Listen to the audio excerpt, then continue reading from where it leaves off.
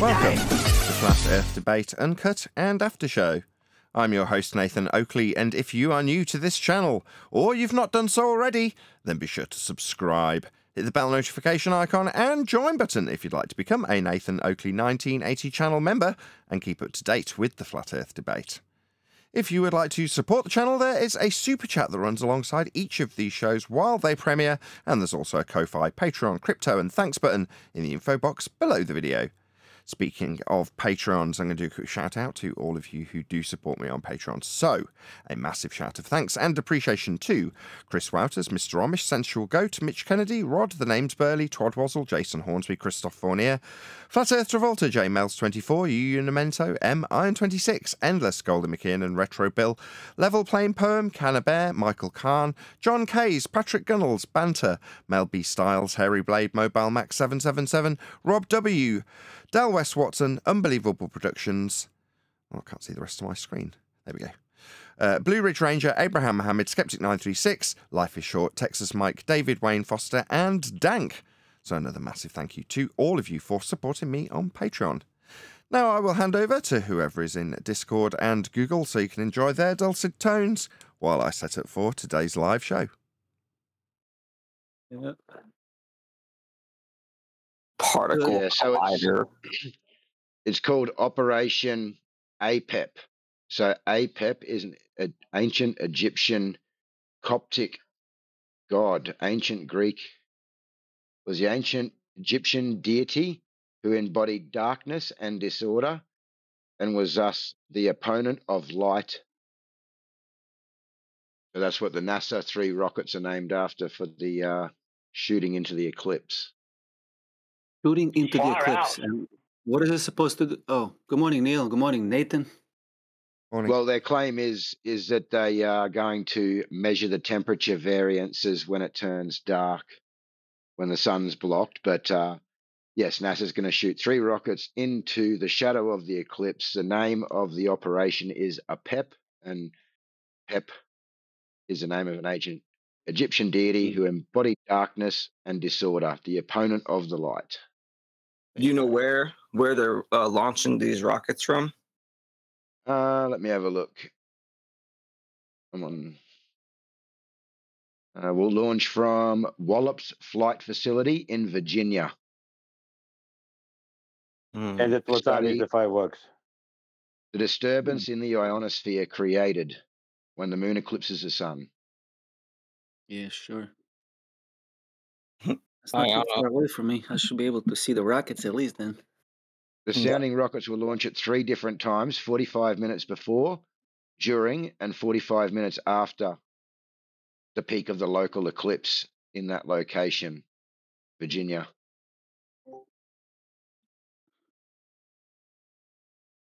Sounds like a distraction to me. Yeah, I've been thinking Pretty that all much, day. Neil. Yep. Pretty much. Like, why? Just to test the temperature? That sounds so dumb. What? Like, what's their real reason for doing it? If there is any, you know what I mean? Yeah. To make you believe they're doing Yeah. something, they're spending your tax dollars, you know, the proper Like, way. just testing the temperature, dude. You could just do that on the ground. But the ionosphere, sphere. Yeah, I don't know what. I don't know what. Hey, let me get something clear. Wixit is not going to be on Rogan. That was a rumor. Neil, did you really believe that? Like, no offense, brother. Like, no offense, but did you really believe that? Yes, I did. I'll tell you why. Why? Because I heard it from his mouth that it was just a rumor, because I was in their Glow Busted chat. I had nothing to do. So I went and chat to see if I was still banned. But I wasn't, because a few of my messages came through. One of them was, I asked them what the definition of ether was, because they're smacking us, like saying, are you allowed to talk about it? What's it? Is anybody stopping you from No, I went back to speaking about it. So I asked him to tell me what ether is, and he said it's the background medium for light and energy to propagate through. And then he said something about impedance. And I said, so no proof. And he called me gay. So There you have it. Well, what does that have to do with Joe Rogan? When did he, like, who did you hear say he's going to Joe Rogan's? I mean, it doesn't even matter. Yeah. Oh, okay. Then he went on, because I asked that question. The answer said, no, that was just a rumor. But he went on to say, but down the road is Alex Jones, and I forgot the other people he mentioned. So maybe down the road, Rogan is not an impossibility. So that's why I believe it, because in his mind, he thinks he's going to freaking be on Rogan. And that kid gets out there, so I don't doubt anything. I heard Witsit was going to be on Good Morning America. That's more likely. No, that's Nathan Oakley. Yeah. You know how many times I've seen on 24/7 do that post like QE debating Neil deGrasse Tyson, everybody come, you know, and then like you see like 100 people come to the server. Like, yo, where's Neil deGrasse Tyson, dude? It's a false advertisement, bro, just to get people in the server or whatever. Good morning, Sydney. Flat Ranger. We have some new people. Good morning, guys. Good morning. Good morning. Good morning. Good morning, bro. Nathan, Is Nathan on yet? Did we finish the videos, the clips from the Born Again astrophysicist? No. Or, do you want to continue with those today? I'm happy to do that. I'd have to scroll up about nice. 200 messages, but I'm sure I can find them. They're in Master B, right? Yeah. Yes. Do you remember where you left off? I don't. I don't, but I'm sure we can figure that out. Yep. We'll see how we go, because it's Monday, and typically people are quite keen to talk about what's happened over the weekend, like you are at the moment. I'm not having to say a word, right? You guys are shooting the breeze about Witsit and Joe Rogan and so forth. Maybe it's just trying to will these things into existence. In other words, if you talk about it and behave like it's going to happen, it'll happen. Right. Yep. Hey, AJ, you want to ask Nathan Yes. about that schedule now, very quickly? Yes. Yeah, Nathan. So Righteous asked me during the week last week whether I'd be interested in trying to help schedule some of your appearances in some of the other servers like 24/7 and Politics and maybe Geos. I did have a chat in the mod chat the other day in Politics, and they'd be happy to host you there whenever you like, but they would like to set either a weekly or a fortnightly appearance, whether it's a Friday or whatever day you choose, so that they can advertise it in advance and keep it as an ongoing theme each week, fortnight, or whatever time period you'd choose to do that over. Okay. I mean, just by virtue of it going well a fortnight ago and last week, and both were on a Friday, maybe continue that. If they're happy to, if the server owners are happy to have us, because in spite of obviously we're getting confrontation, but you can tell there's a warm sense to the confrontation level. A lot of that's because of you, AJ, but how you behave in there is a testament to how the server is. So I'm not saying it's because of you, although it is directly you that's doing that. That's still me. When I say the server's given us a warm reception, you can take that to you personally. You can take that two ways. Well, I'm doing all the work. I'm making this server what it is at this very moment in time, right? Could be your attitude, but you've got the leverage to be able to do that in there because it's geared in a certain way that allows you to be that way, right? So from that perspective, when in both instances, last week and the week before, I kept on saying, we've got such a warm reception, even though I'm being confronted, which might have sounded a bit odd. When I listen back, I'm like, that might sound a bit weird to the audience. It's like, no, it's a vibe you get from somewhere, even though you're being confronted. There's a level of control, that's a level of order, that's the word I'm looking for, that's been maintained in that server. So definitely, if they're happy to have me on a Friday at the same time as we've been in the last couple of weeks, I'm happy to keep that going till they get sick of us, if I'm honest, because the comments have said it all. We really like your appearances in Politics server, and given that we've been trying out 2 or 3 or 4, whatever it is, servers, the one we've landed on that seems to be the most receptive and get the best audience response is Politics. So maybe we should go in there on a Friday. Yeah, no problems at all. No, I appreciate that. And no, it's definitely not just me. We do have some great mods in there, and we constantly talk. We've got our own channel. We talk all day. We've got our own banning channel, so everybody's aware of what's going on. Everyone has a role to play in there. You can tell it seems like a well-oiled machine in politics server, and as well-oiled as you know when you jump in someone else's car and there's squeaks and rattles that you don't like and aren't familiar with. Well, everything's got its squeaks and rattles, but the squeaks and rattles in politics server are the same as the ones in FED server. It seems a very oiled, nicely running smoothly machine, so I like that. Yep, no problems at all. And if you ever want to go to the original 24/7, we can arrange that as well. But I would suggest, again, advertising that in advance, because since the politics server is usually the busiest server, everyone tends to sort of flood over there, and at times our original 24/7 can get a bit empty. But if it was advertised in advance, I'm sure you'd get everybody over there as well. But that's up to you. Well, either or. I mean, if it's run by, if there's crossover in terms of the mods and server operators, then I generally click on whichever link one of you guys give me, and I'll go there. Or if you just say, I've got, I think I've got about 4 or 5 things down the side of my Discord that I just press on, and eventually I'll land on the server that you tell me. But if you told me next Friday, can you go into 24/7? And I'd be like, yeah, okay. And I'd go in that server, if that's where it had been advertised, because you guys are amongst yourselves. In other words, I'm pretty much reactive in these things, but if there's a Fridays will generally be in someone else's server, it'll either be politics or 24/7. And then if midweek we get in touch with, I don't know, I was about to say Land of Misfit Toys, Earth Awakenings. Geo.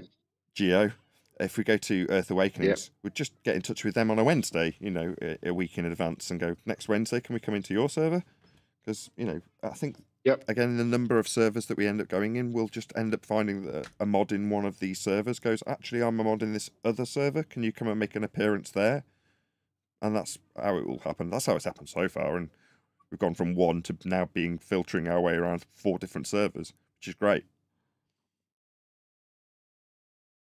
Well, I'll let them know they're coming into politics this Friday. They're actually asking today. I had 2 people in there asking, is Nathan going to be in on again this week and what day? So I'll let them know Friday, and we'll take it from there. I'll have a chat with them about the other 24/7 server. Well, that brings. I'd say we keep it on Freaky Friday. The fact that my audience and somebody within the politics server is saying, when's he coming back? And by him, he means us, Neil, as you involved yourself. That's what they're looking for, right? We're a team, and FED. If we've got a spot on a Friday in the politics server, marvellous. Yep. All right, no, they just want a soundbite of them over talking you, Nathan. Yep. And claiming that they're being muted. You got a soundbite of them over talking me and claiming, yeah, that was a rumpus trick. He refined it to the point where when I would close the line because he was stopping the rebuttal coming through to the audience, what he'd do is go, I'm muted, I'm muted, I'm muted, I'm muted, I'm muted, I'm muted, I'm muted. That's what he'd do. So, well, a few of the times that I was muting someone last week, I was muting Bev. He was being unmuted by another mod, but that person is no longer a mod anymore. So wait a second. You were muting Bev and somebody was unmuting him? Wow. Yeah, right. Yeah. But it sort of came out that this guy was sort of supporting Bev, and there was a bit of back and forth, and he's no longer mod there. He's asked to be removed, and he's followed Bev. So, and after Friday, and even during Friday, if you're still following Bev, you got to get yourself checked out. Go to a doctor or something. What I found was amusing the last visit to politics was some of the people who are familiar with me still leverage the "you're muting me" accusation. It's like I have absolutely no control in this server, none. So you can hear me not responding, if that's a terrible way to phrase it. I don't care, but you can hear that it garners no response.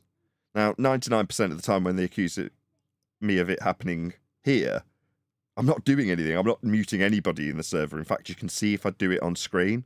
if I go to someone's screen and then adjust their volume, for instance, you can see that pop up. So it's really quite obvious if I'm going into the server and muting somebody.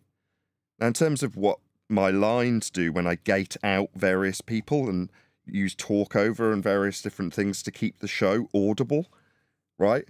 That's different, right? In other words, I can close all lines except my mic if I need to round out the show. I've got to be able to maintain control. But what they accuse me of is closing their line in the server, which is what is common practice for keeping control of a server. But they've used it as a weapon against me. You mute me. It's like, no, in any normal server, you're going to have a certain degree of control exercised by the mods. And in my own server, obviously, I've got the ability to do that. But generally speaking, it doesn't happen in our server. Most of the time, people are disciplined enough to keep quiet, if not a bit too quiet. But certainly in politics server, I've got no ability to do that. So like, oh, you've stopped muting me now. No, I'm not doing anything. I'm a guest here too. But they don't get that. But they're just so used to leveraging, you're muting me at me. I thought it was quite amusing. Even when I'm not at home. Oh, don't worry. AJ came in and said who he was muting and why he was muting them. I mean, fair enough. He doesn't have to, though, does he? He can do what he likes. And if people are getting muted in the server, it's like, even if it's me, it's like, that's their server. They can do what they like. As opposed to me going, what I'm saying I'm is, so aggrieved. what I'm saying is he made it clear that you had nothing to do with the muting that was going on, and I like that. Good job. Yeah, but even if I was, it doesn't need to be. It's standard practice that if somebody's becoming disruptive of a discussion amongst many people, you as a moderator have to have the ability to keep that under control. Now, when people get aggrieved, in one of the shows the week before, the same politics server show, right, Friday previous, we enter and there's a discussion going on, and Neil just starts talking. Now, because he's used to familiarity and, in my show, the G+ priority is there, and the panel know that. So Neil just starts talking, and immediately we get server muted. And I'm like, perfectly reasonable. Doesn't matter who it is. You've got to shut me up if it's me and my line that's making the noise. And someone's in the middle of a discussion. You've got to do something about that. So I had to say to Neil, look, we're in politics server. You've got to wait for a gap. We're guests here. We're just going to get server muted as we have. Reasonably so. But I don't want that to happen. In other words, I don't want to give them an excuse to need to mute us, as is sometimes necessary. And Neil, you didn't know, so you just start blarting through someone else's discussion. And it's like, no, we don't have precedent here, mate. We've got to wait for our turn. No, what actually happened was me and Eli were having a conversation, did not know that was going on. When I did come into conversation, I asked her about science. And that's when I was wrong. Do you remember the citation I sent you with the pictures of surface level being horizontal and earth curve mass? You sent me about 25 different, I thought it was on a website that was just listing all the other websites and citations, or was that actually a garnered list that you'd compiled? Google did that for me. That's just Google. How did Google do that? Are you laughing? I don't follow. If you do an image search for earth curve mathematics, that's just what it shows. No, that's what I thought you had. That's not a revelation to me. Oh, okay. I thought you mentioned that I dug them out. No, that was just what Google showed. That's all I do all day. If we had a show where we were covering earth curve maths, and I wanted a thumbnail, first thing I'd do is type in earth curve maths and go to images and see what I can steal and just type FED over the top of. So, yeah, I'll do that twice a day to see if I can generate an easy thumbnail. Most of the times it's into using 3 pieces of software, getting rid of a background, layering that over the top of something else, putting the title in a different piece. I've got about 3 pieces of software to make thumbnails as quickly as possible. Each does a very specific thing. But the first step is normally image search in Google. Yeah, but it seems that you don't even have to try to find the image you're looking for. It's what you're looking for is in every single image. I'm having a separate conversation with my wife about coffee. I'm really sorry. Can you repeat the last thing? Oh, I said the thing that you're looking for, usually they try to hide it, but they can't hide it in earth curve maths, It's in every single image, surface level being horizontal. Right on. Yes. You can't hide that. No, well, it's integral. I'm looking for new words that we haven't already said 1,000 times about this, right? Earth is measured flat being the overall. Go on, Neil. Sorry. You said integral? Yeah, integral. It's necessary. Give me the meaning. Well, integral means it's a cog that if you removed it, the cogs wouldn't turn anymore. It's an integral cog, meaning that it's integrated into the process, and without it, it wouldn't work. That's what integral means. You want me to look up an exact definition? That was No, just me. that's what I was thinking it meant. I'll look it up, as you've now asked. One of those times Like when you say a word, go on, sorry. Yeah, it says necessary. Like I'll just define it. Sorry to talk to you again, John. I just found it. Integral, necessary to make the whole complete, essential, or fundamental. There you go, Neil. Nice word. Yeah, well, we've said prerequisite, we've said necessary antecedent, we've said Earth is measured flat, we've said all roads lead to a flat Earth. Well, we're now at the point where it's so refined where we can say the flat Earth is integral to your Earth curve assertion. That is to say, it's part of the measurement. In fact, it is the only measurement. The only measuring that you'll do involves a flat plane. So, I mean, it makes perfect sense. You've got to relate the world you create to the world you inhabit.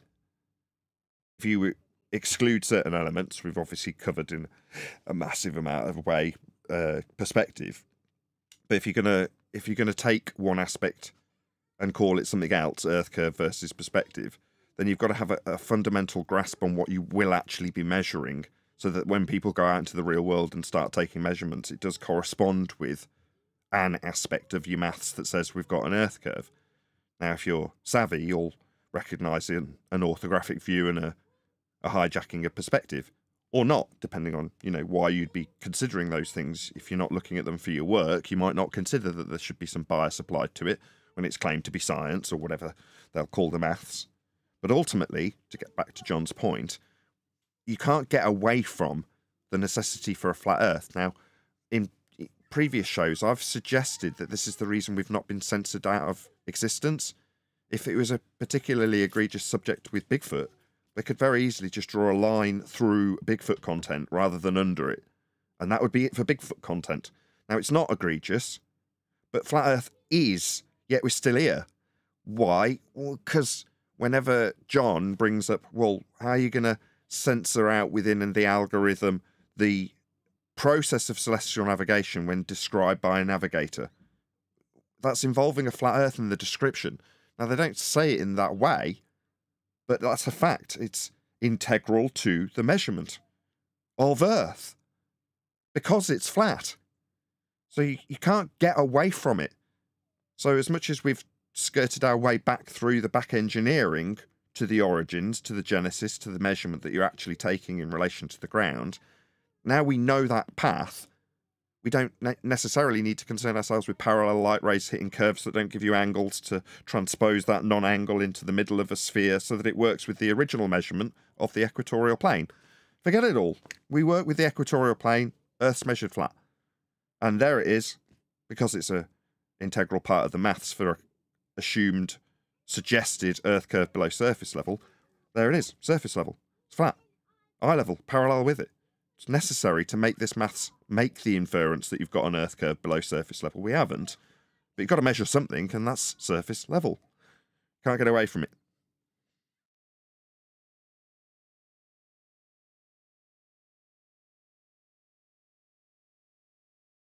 Got it. Laziness. They just took the resolution loss calculation from the 1800s, used up until then in navigation, useful for getting a better grasp of what the horizon would be doing. But resolution loss calculations turned into perspective hijacking Earth curve maths. That is to say, it suddenly has nothing to do with resolution anymore.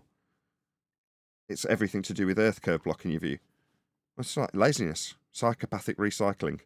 Here's this math, that'll do. Retitle it, just change the name of the book. Change it to Earth curve. That's it.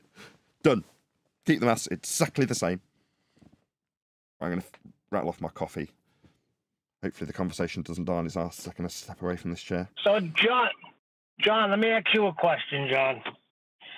So this Earth curve is so elusive. You get everything else but Earth curve. So when I went into Globebusters yesterday and I asked them what is ether, and I was told it's a background medium for light and energy to propagate through. That's not showing me ether, is it? No.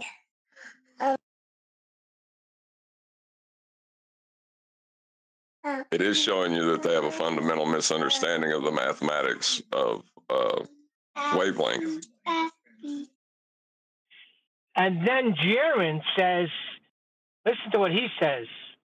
He says, he brings up the ether. Then he says, people accuse me of it, but I never even talk about it or bring it up. Well, he just brought it up. And then he says, people just don't understand it. And it was used, the reason why ether was taken away was because it proved that Earth wasn't moving. So they had to get rid of the ether. I thought it was vice versa.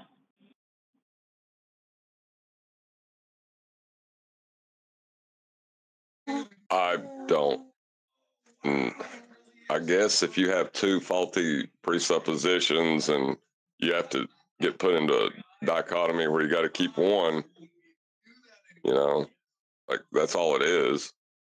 They're both presuppositional. There's no evidence for them.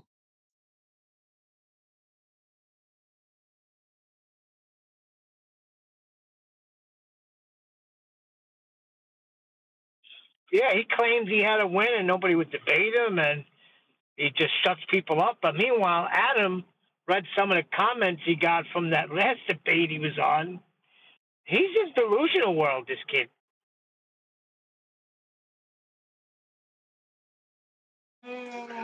Jaron? No, Whitsitt. They were going back and forth. Jiren sort of like introduced him and asked him if he was told that he shouldn't talk about ether anymore. You know, a little smack at us. But we never said don't talk about ether. Oh, I'll say it. Don't talk about ether. It's stupid garbage. There you go. I'll put that on record. Don't talk about ether. If you want telling what you've been told, I'll tell him. It's garbage. You can't prove it. It makes us look stupid. They use it against us. They use it to validate gravity. There you go. I've done it. I'll put it on record. No worries. Don't do that. It's stupid. There you go. Excellent. Excellent. You know, I sort of said the same thing. Speaking of gravity, that's another one that uses the inertial plane to assert a downward bias. Yeah, you'll need a flat earth for that. Yeah, they don't want to talk about that. He wants to talk about his illusional, stuff that it's there, but, it's just a background medium for light and energy to propagate through. And if you had a vacuum and take out all the air, what's still there? Still got something there, because it can't be nothing. Because that's just stupid. There was a guy in here a couple days ago talking about I'm sorry. Go ahead, Bushel. Oh, there was a dude in here a couple days ago talking about electroculture, like growing plants with copper wires or whatever, and he said that it used the ether. Because what's ether? How's it using it? Like the atmosphere, I think he used it like atmospheric energy, and you stick copper in the ground and up into the air, and then the copper makes some kind of connection with the ground and makes the plant grow faster. It's ridiculous. I don't believe Even if it were true, how does that use ether? Because that's what I'm saying. It sounds like it's ass. Yeah, I don't know. That's what he said. Like, I'm not denying that an electro potential could help a plant grow. I don't know that, but I do know that the electrical potential is between, high micro states and low micro states, not a background medium. Where are there these a high microstates atmospheric? and low microstates? In the air. Where Let's are talk, they? talk about dispersion. Yeah. Thank you. So when they say there's like electrical there's energy no in the air, Hold on, John. Go ahead, Bushel. so when they say there's electrical energy in the air that can be harnessed, are they giving like a silent shout out to ether, or is there actually like hijacking some something kind of that's true? That is true. Ah. There's, well, yes and no. It's not. How useful it is a different matter. You could argue it has potential, and not potential as in a wind-up clock potential energy, as in there is a certain amount of is it very, very, very low voltage, or is that correct? It's very low amperage and very high voltage. But it's very, there is absolutely no amperage, and the voltage differential is barely measurable. But there is one there. But that's not ether. You know, that's being created by the air itself. Gases. As opposed to them asserting and hijacking this tiny little voltage differential that you can induce by going up high with a bit of wire. Okay, maybe, but that doesn't prove a background medium. And the guy repeated off what we've heard a few times. There cannot not be nothing. So double negative. That's what we've heard before. People parroting off that crap. There can't not be nothing there. What's nothing? Well, it's a no thing. There can't be a not no thing. And so you go on. You're like, just prove what you're claiming. Show us it. No, immediately on to voltage differential in the air as you go up in elevation. That's that's ether? No, that's not ether. But you're hijacking it. No, it's electromagnetism. No, that's electromagnetism. Yeah. That's what I got next, magnetism. So what I said was they called me some sort of Nathan Oakley fanboy. Anyway, whatever. I said, listen, the minute Nathan begins to speak about something that cannot be validated, I'm gone or I'm resisting him. Yous are the fanboys, because why do I got to come in here and resist this, and yous are all going along with something that can't be validated? Did you not hear what this man just said? Watching Modern Family. I say I was watching it. I was actually playing a game while my wife was watching it. But one of the gags came through while the eldest daughter's boyfriend is a bit thick, and they get to meet his mother because he's got her pregnant. So the mother turns up, and she's a hippie, but a very famous ex-model hippie. So she's, even in her older years, a bit attractive to the middle-aged cast, or the dad specifically. Anyway, that aside, the one kid hurts himself, and the mother, the main character mother's like, I'll go get some plasters. And the hippie mom goes, don't worry, there's no need. I've got some magnets. Just made me chuckle. Obviously, that's not echoed amongst my panel. Oh, well. I thought it was it's all about the delivery. Well, I tell you what, if they are going to argue the inertial plane and all that, they need to stick to the part they can prove of it, which is the inertial plane and the downward vector that's being asserted. No, I put magnets over the wound, and the wound healed. I can show that to have happened. Magnetic field interfered with the wound, and when the wound healed, that was its presence emanating through the ether. Prove me wrong. You can't hear me, can you? I can hear you. I heard what you said. I just said, I put the magnets over the wound, and the wound healed. That's a demonstration of the perturbation of the background radiation of the ether sensation, fixing the wound. Prove me wrong.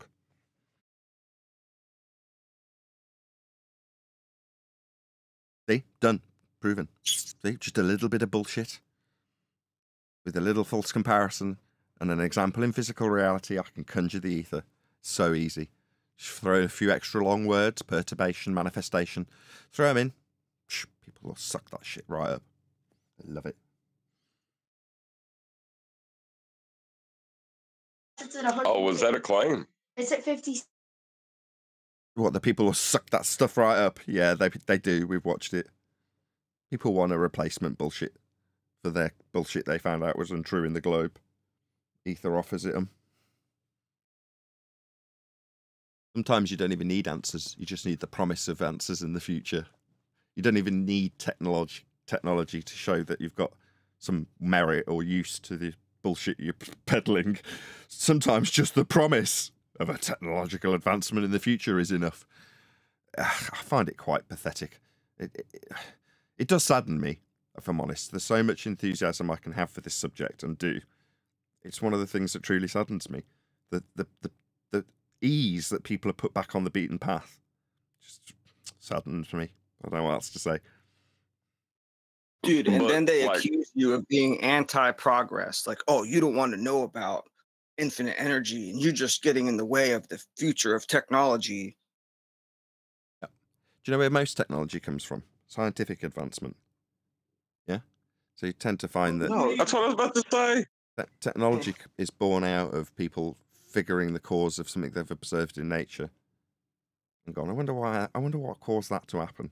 Then they figure it out, and then you find technology will come off the back of that.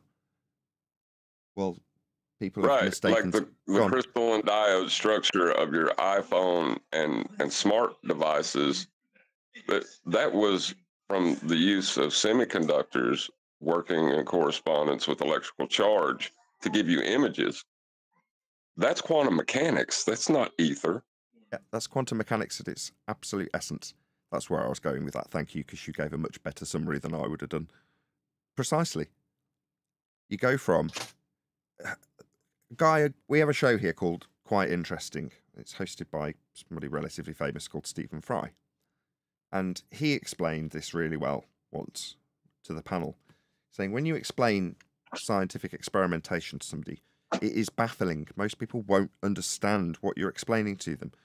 But 10 years down the line from that scientific discovery, he's talking about real science, you end up with technology off the back of it. And then people will appreciate what the science has given them. Yeah? But then the majesty of the science that gave them the technology is ascribed to the technology. And then people who faff, and by faff I mean it could be troubleshooting. They might have something that's actually reasonably useful and it just doesn't work properly, and they have to go through the process of troubleshooting it to make it work properly. Now, in that instance, if there's a goal, you can say, okay, I'm not going to allow you the credit of calling this science, but technological advancement you can definitely ascribe to the processes that some people go through to refine inexistent technology. It's not science, and it's definitely a worthy endeavour. But sometimes people will convolute the process of science, which is observe natural phenomena, and then establish the cause of it so you can have technology, with pissing around with technology and calling it science because you're looking at something that might be occurring in nature or trying to explain something that you assume will happen in nature. There can't not be a background medium, so we're going to fiddle with this Michelson-Morley experiment to validate it. You're like, no, you've got it the wrong way round. You start with a phenomena, you figure out why it happened, and off the back of that discovery, there's a good chance that you'll have technological advancement when people find use for your discovery of why something in nature occurred. But our opponents, who will then, as you've put it, was it Bushell, decry us for trying to halt scientific discovery. It's a bleeding outrage. They don't know what science is, and that's why they charge you with that. If they knew what science was, they'd understand how every single technological advancement has had its heart in scientific discovery, and therefore the power of scientific discovery through systematic experimentation based on hypothesis, based on natural phenomena. But they don't know that, and me trying to educate all of that side of this discussion, that's Whitsitt, who's not so bad, he does get this. Jaron certainly doesn't. Dave Weiss certainly doesn't. Dave Weiss specifically shut me down when I tried to teach him it. Went out of his way to not know this. But there we go. That's the problem we're up against. If they did, they wouldn't be punting ether because they'd know it has no scientific validity. But that's where their table's been laid, ready for the feast of nonsense to be laid on it in the form of ether. Because that's all I see this is now. It's just something else that's been injected into our flat Earth narrative to give our opponent the edge, to give them the advantage when they need to argue about gravity. That's really all I see it for now. I don't see it as anything useful, and it isn't. Right, because if you try to argue that there is a within the bias of down, that it's called this downward bias that doesn't exist. If you try to argue that it's caused by electropotential or anything like that, you're going to get destroyed because there is no directionality to that charge. It is just where the potential difference lies. So it doesn't matter. Like in a thunderstorm, there's a lower potential in the sky. You'll see lightning go up. That doesn't mean everything floats in a thunderstorm. They'll destroy you if that's where you want to go. But that isn't where you'll end up, because they'll end up. Bushel, can you mute if you're not talking? They'll take you to their belief in their downward bias and use your claim to affirm it and get the argument onto their gravity. Because if you haven't got a downward bias overcome, i.e. there isn't one, you're going to be arguing within that framework. And it doesn't matter to the globe believer if you agree and you're ascribing it some unprovable electrostatic, incoherent dielectric accelerative force to the downward bias we don't have. They'll just side with what they're familiar with. Oh, right, there's a gravitational pull. Pseudo-Riemannian force space-time bending has created a gravitational well to create a non-force that we can think of as a force that's holding us to this ball in a sky vacuum. What do you say? Incoherent dielectric acceleration? I didn't hear the rest of the words. They came too quick and were too long, Whitsitt. Just gravity, mate. That's where that argument, that argument in false dichotomy ends. Even if Whitsitt was to win. Well, no, because they can debunk the position that it is an electropotential causing a downward bias because of thunderstorms. They can measure a change in potential. So your assertion that this downward bias is caused by this potential, they can show the opposite happening, and everything's not floating. So gravity wins, hands down, against ether. Right. So they can annihilate your claim, but retain the downward bias that doesn't exist because it's integral to your ether claim. But it still exists. And that's how it's been done for centuries. Yep. I didn't know that. I mean, I don't know why it's been incorporated into the flat Earth discussion. This discussion should be cut and dry in terms of the discussion points. But that's with hindsight. That's with 10 years of discussing the subject. To arrive at the point where you're going, oh, right, it should have been cut and dry the whole time. Earth's measured flat. What we'll argue about whether or not this flat map, the only one that has any function, compares to a globe that they're not going to show you. You'll only get shown the flat Earth as azimuthal equidistant projection stacked up in false dichotomy against a globe that won't be shown with any mapping on it, because there isn't one. So what we're arguing, we're arguing about our flat Earth is compared to another flat Earth, because that's where the globe comes from. Not that they ever made a map that would be functional. They're all flat. Well, because the ground's flat and you need circles of equal elevation to work on them. All of them. So they're all flat maps for the flat world that we deal with. So we had a false dichotomy with a flat map that they said didn't work. Well, after you've meddled with it and transposed it into globes, then out into tubes, and then rolled it back out flat again. Yeah, of course it don't work. You've meddled with it so you can claim that there's a globe somehow involved on the flat map. It should be cut and dry. Earth's measured flat. I wish I'd known that 10 years ago.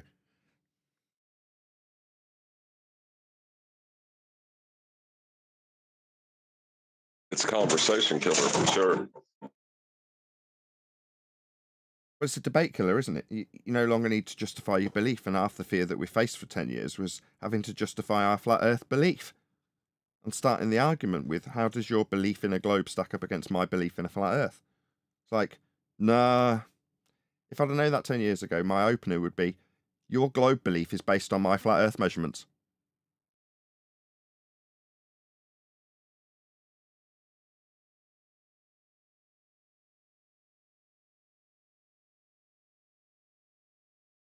Pretty powerful stuff. Instead of that, I entered into the arena seeing Mandela effect and clone centers and ancient aliens, lizard people. Ugh. That's what I arrived at. Like, why is this stupid place I'm arriving at?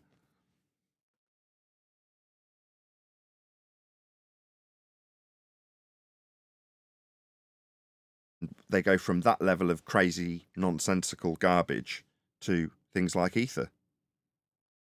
Right? So you can feel like you've refined your conspiratard nonsense into much more palatable in the public domain. When you talk about something as posh as incoherent dielectric acceleration, you're going to sound very intelligent. So that's the step up from, well, you came here believing that there was lizard people, didn't you?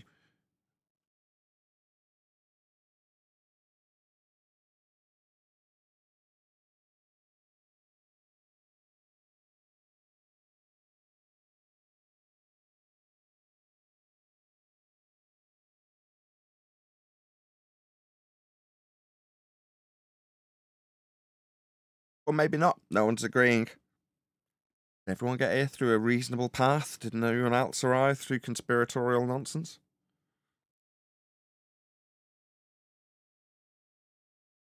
That or everyone in the panel's thinking, what? There aren't any lizard people? Surely when I see the transmission of a news broadcaster with slightly digitized face and their jaw looking wide, that's them being a lizard, right? It's just being caught on camera. They say it's a glitch. That's the kind of crap I had when I got it. Oh, that's too funny. Yeah. All the rage 10 years ago. Oh, I know, right? There's a lot of those. Classic rabbit hole.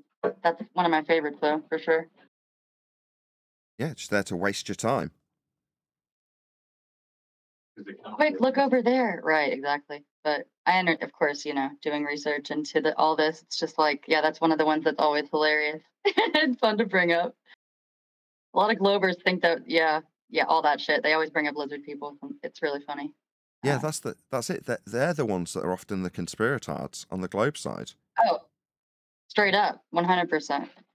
Yep.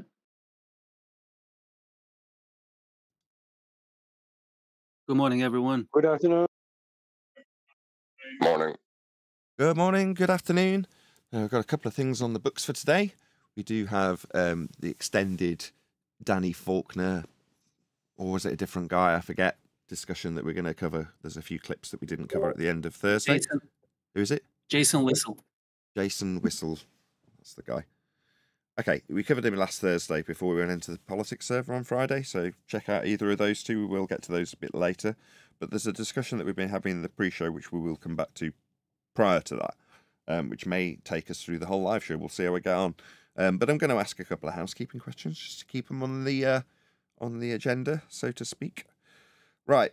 Any evidence of the distance to the sun?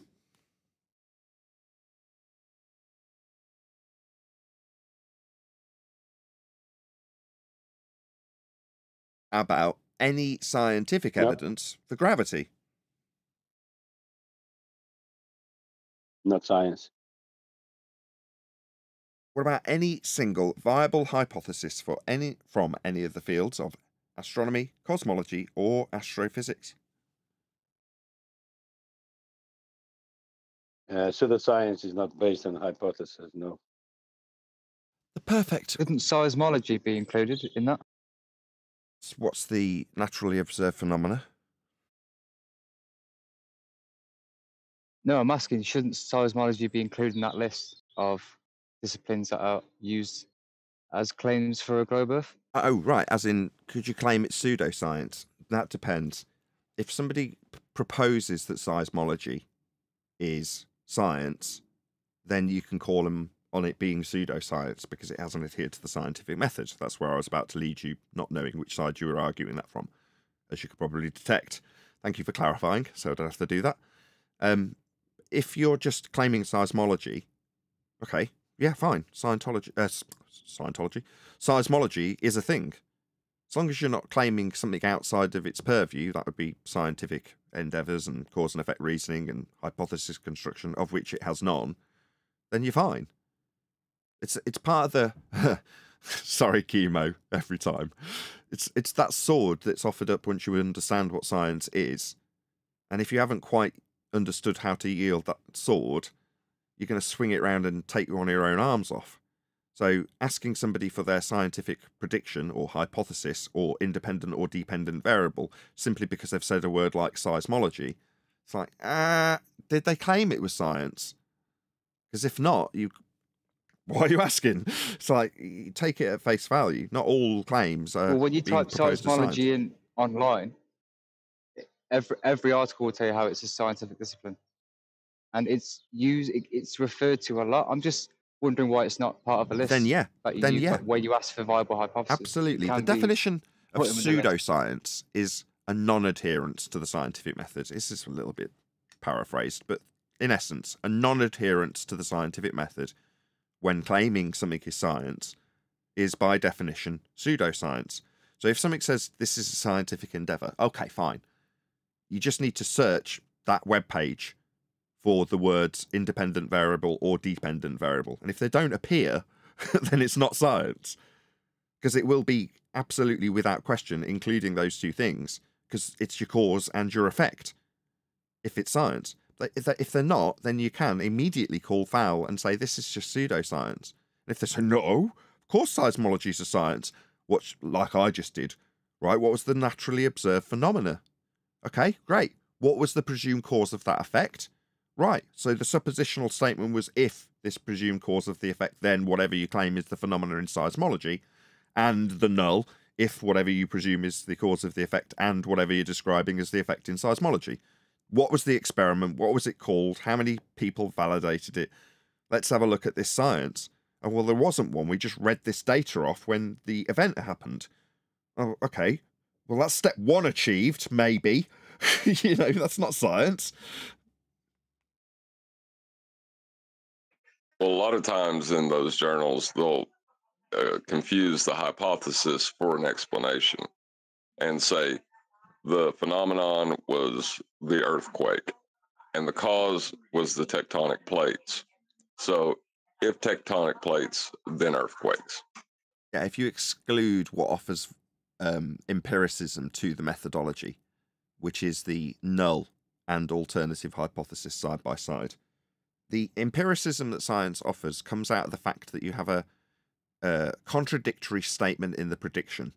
So you actually have two statements. And what John has just described is what is known as an alternative hypothesis, as a statement of truth. So if I say, if A, then B, I can rephrase it with a different intonation. If A, then B! So you go, well, therefore B. If A, yeah, all right. No. That's a suppositional statement because it goes alongside a null in a scientific prediction. The suppositional statement is contrasted by the contrapositive statement. That is, if A, not B. Now, those two run concurrently in the hypothesis, if you're going to call it a scientific prediction. So you have an alternative. I think this will cause that. But I also think this won't cause that. Well, you can't have it both ways. Yeah, so we're going to have to actually validate which one's true. And only one will be true. Either A will cause B, or A will not cause B. And upon varying A, you can see if it causes B or does not cause B. And upon variation, one or other statement will be proven. That is, in essence, why you can describe the scientific method as an empirical method. Once you have a validatable hypothesis, if A then B and null, also known as zero difference result, if A not B, only one can be proven and one will be proven. So you're always proving something if you follow this method. It's very powerful. You can say, I've got an empirical method of proving things. Therefore, when you know that, you can take the words that mean empirical method of proving things, that's science, and ascribe it to just looking at something happen, and ascribe it a description, also known as a suppositional statement, if A, then B. So you see something happen, and go, well, if A, then that B will happen. Seismology, tectonic plates. Well, have you validated tectonic plates? No. Have you varied tectonic plates that you haven't validated? No. So how do you know it will cause the effect? Well, because if A, then B, it's my explanation. No, in science, that's a suppositional predictive statement with the antithesis running alongside. If you're going to call it science, it's very, very specific. But that's not what they do if they want to con you. They'll take this hyper-specific methodology and take one aspect of it, or maybe two, observe phenomena and suppositional statement without the null, and call that science. Because they have got something to watch in nature, something's definitely happening, and here's my explanation for it. Like, no, that's not how science works. You suppose the cause and vary the cause to see if the cause does actually induce the effect. That's science. That's what drives our technological advancements. Okay, why are we discussing this? Why has this all been brought up on the live stream? Why have we gone to the, or why have I gone to the effort of labouring that point with obviously primed questions from the panel and Discord? Well, because there's excuse me, a poison in the flat earth community, a lingering stench of argument that needs propping up in the form of gravity for the globe side of the discussion. And part of flat earth has an adherence to this notion, incorrect notion, that we have a downward bias. Now, this notion is then propped up as a potential advancement in technology, future-based, and a potential answer where you are left with a quote-unquote void, excuse the pun, after relinquishing yourself of a heliocentric belief. Now, that poison is ether, and it's been suggested that this has been discussed over on Globebusters. I think we were discussing that initially in the pre-show. Neil explained that without mentioning our names, it's been suggested that we have suggested that you shouldn't be talking about this.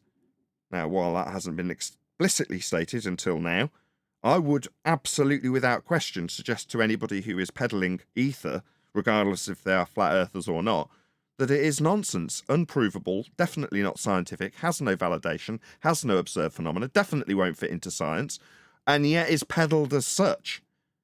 Outrageous pseudoscience in our own community, poison that allows our opponent to utilise the assumptive downward bias that does not exist to their own ends when proving their gravity to an already indoctrinated audience who assume we have a downward bias, holding us to a spinning ball. So when us on the Flat Earthers peddle this garbage, useful for them, they get a perceived win even if they lose.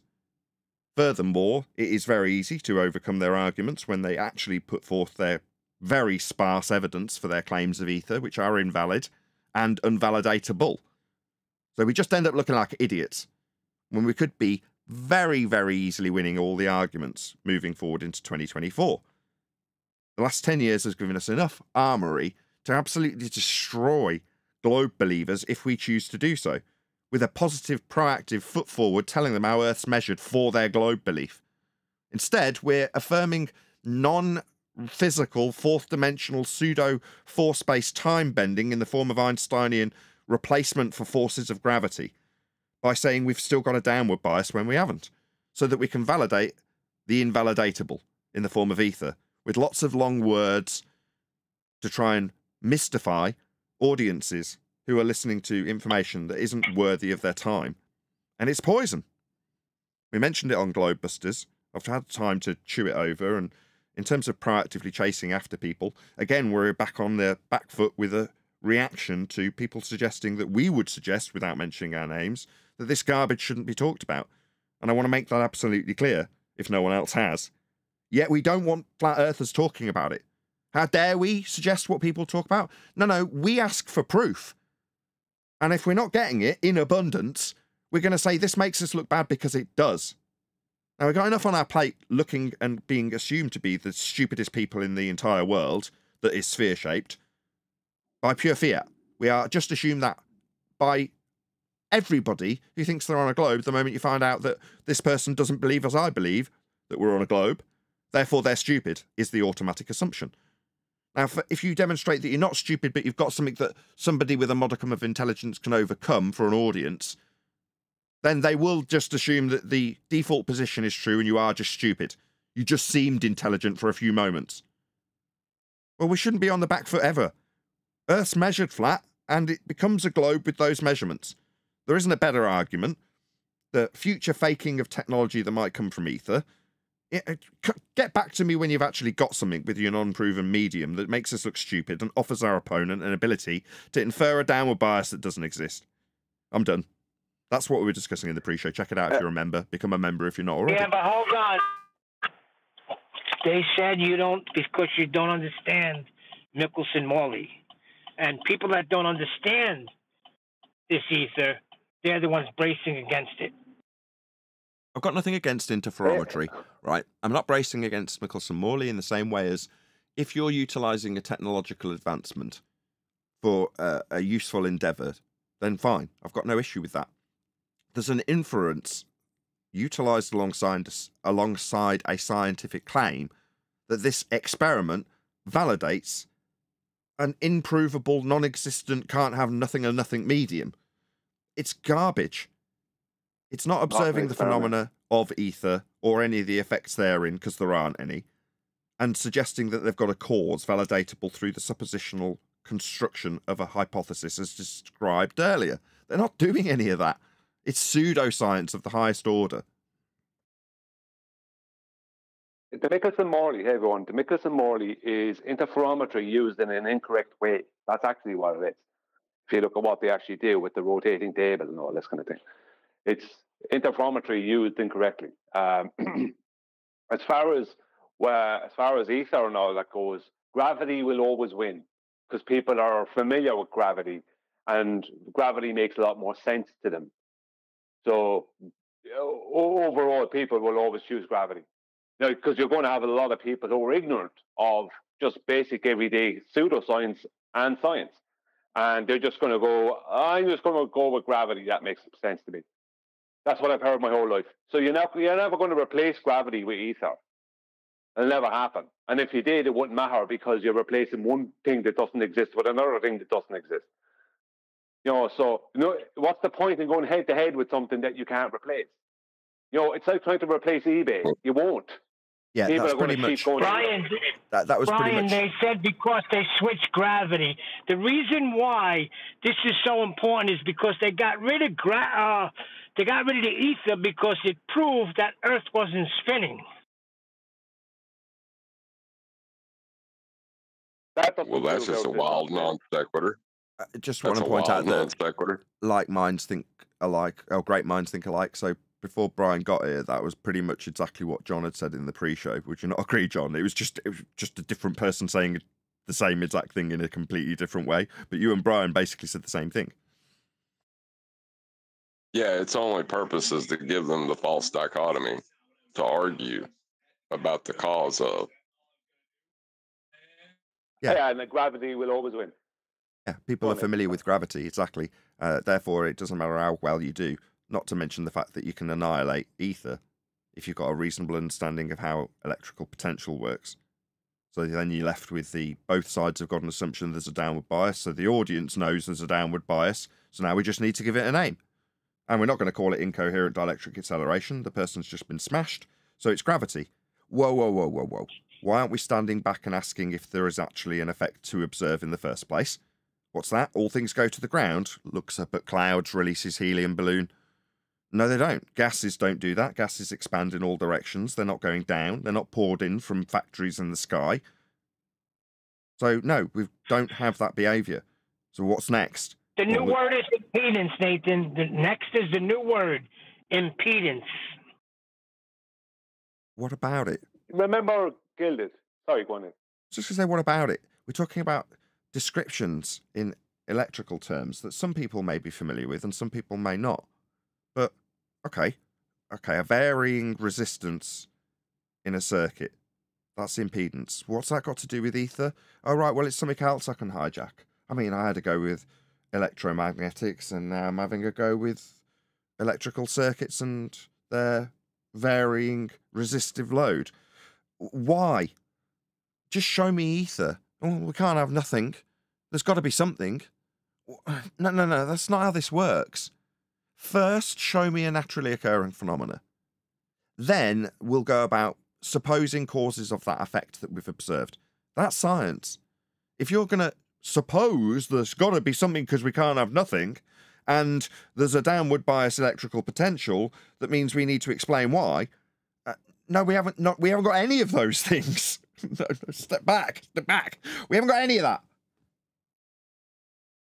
Yeah, there's no effects there to be bothered about. We don't have a downward bias to be worried about. And this ether thing is only a pre-assumption based off of people's either lack of understanding or just inability to accept that they just don't know how things work in the world. But that doesn't mean you can just pre-assume some magic non-physical medium into the world and then start claiming proof and science. Can't do that. That's funny because they say it's our lack of understanding. We're not the ones who can't define things. Hey, don't bite on that, Brian. Exactly. Yeah, hold on, stop. Before we get into their Hillary Clinton defense, no, they haven't got anything to validate that which they claim. They're claiming science which hasn't adhered to the scientific method, ergo meets the definition of pseudoscience. That is the end.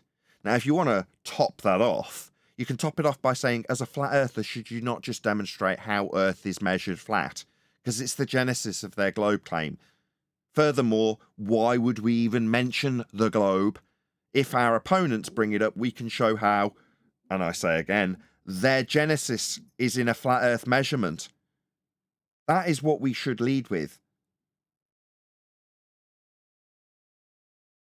Well, it's funny because right after that, they laid that whole thing out of how we don't understand and we shouldn't resist.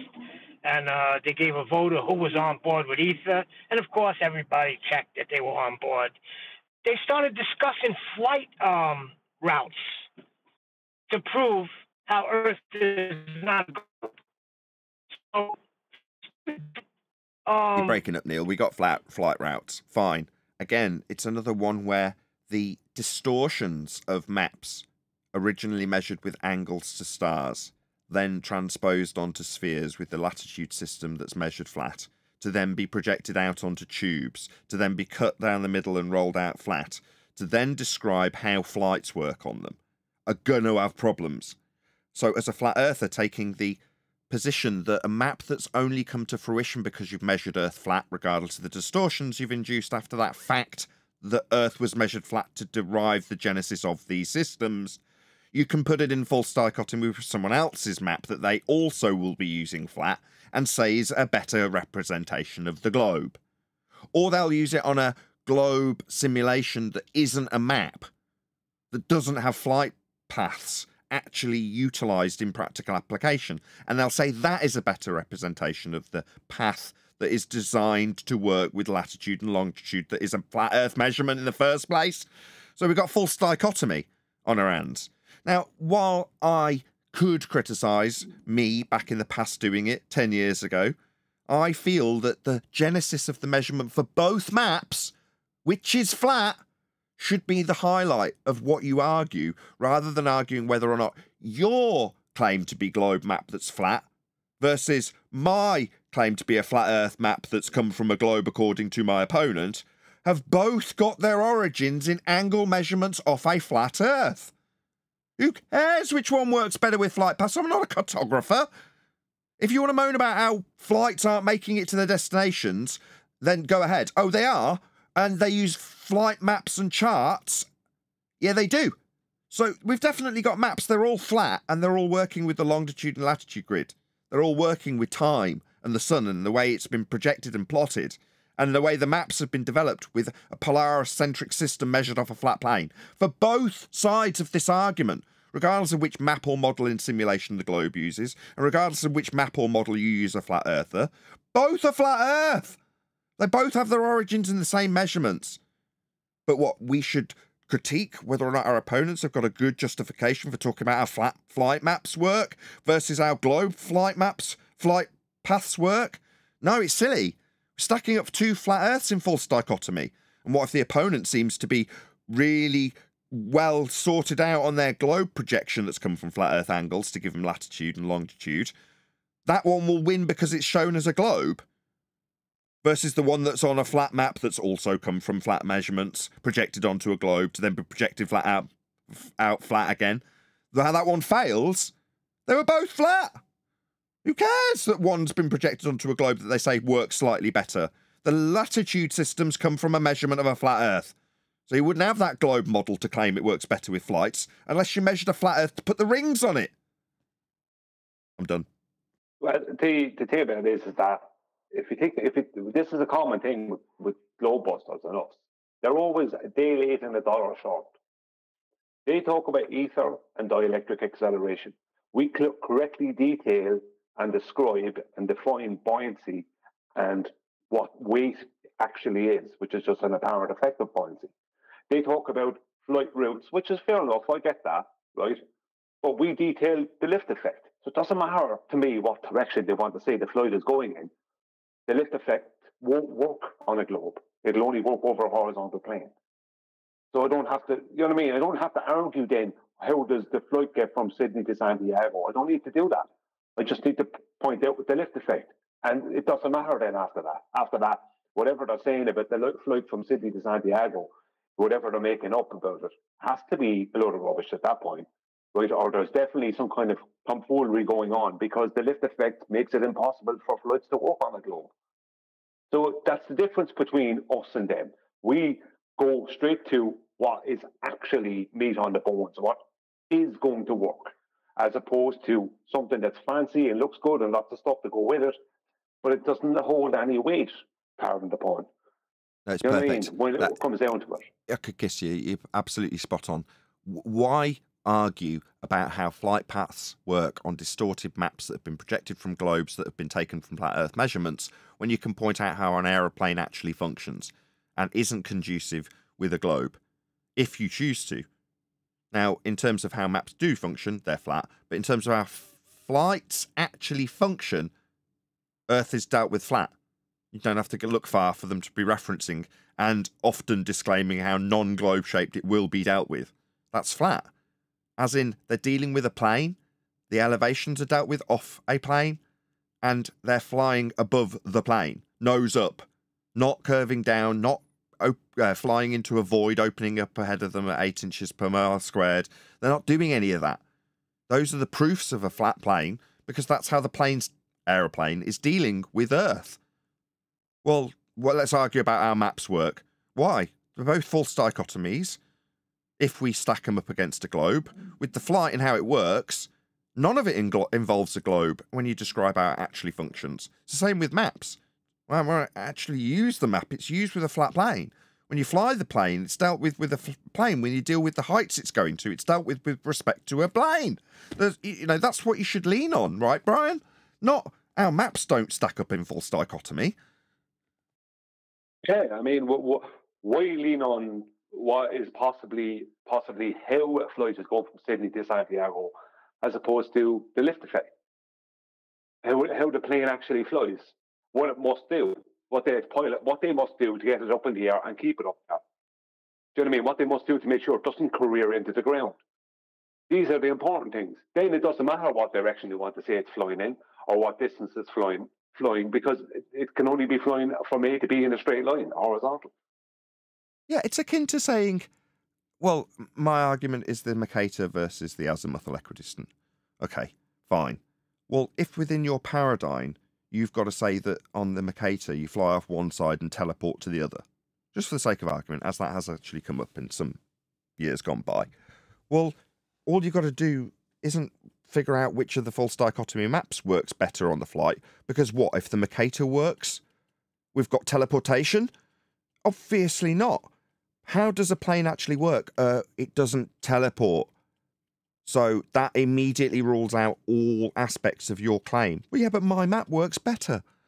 It doesn't matter how well your map works. Planes don't teleport. It doesn't matter how well your globe map works that they don't show us and we haven't got. Because planes aren't nosing down to head towards the void that opens up ahead of them. They're not doing that. Like, they're not teleporting. So how do they operate? Well, with respect to a plane, they need a flat Earth, and that's how they deal with it and map it and work with the latitude and longitude grid and measure it if they get lost and use the stars. Everything about everything they do is with respect to a flat Earth. That's how it actually works. Sorry, I thought you would stop there. No, because there isn't a void opening up in front of them for them to even have to consider it. That's the thing.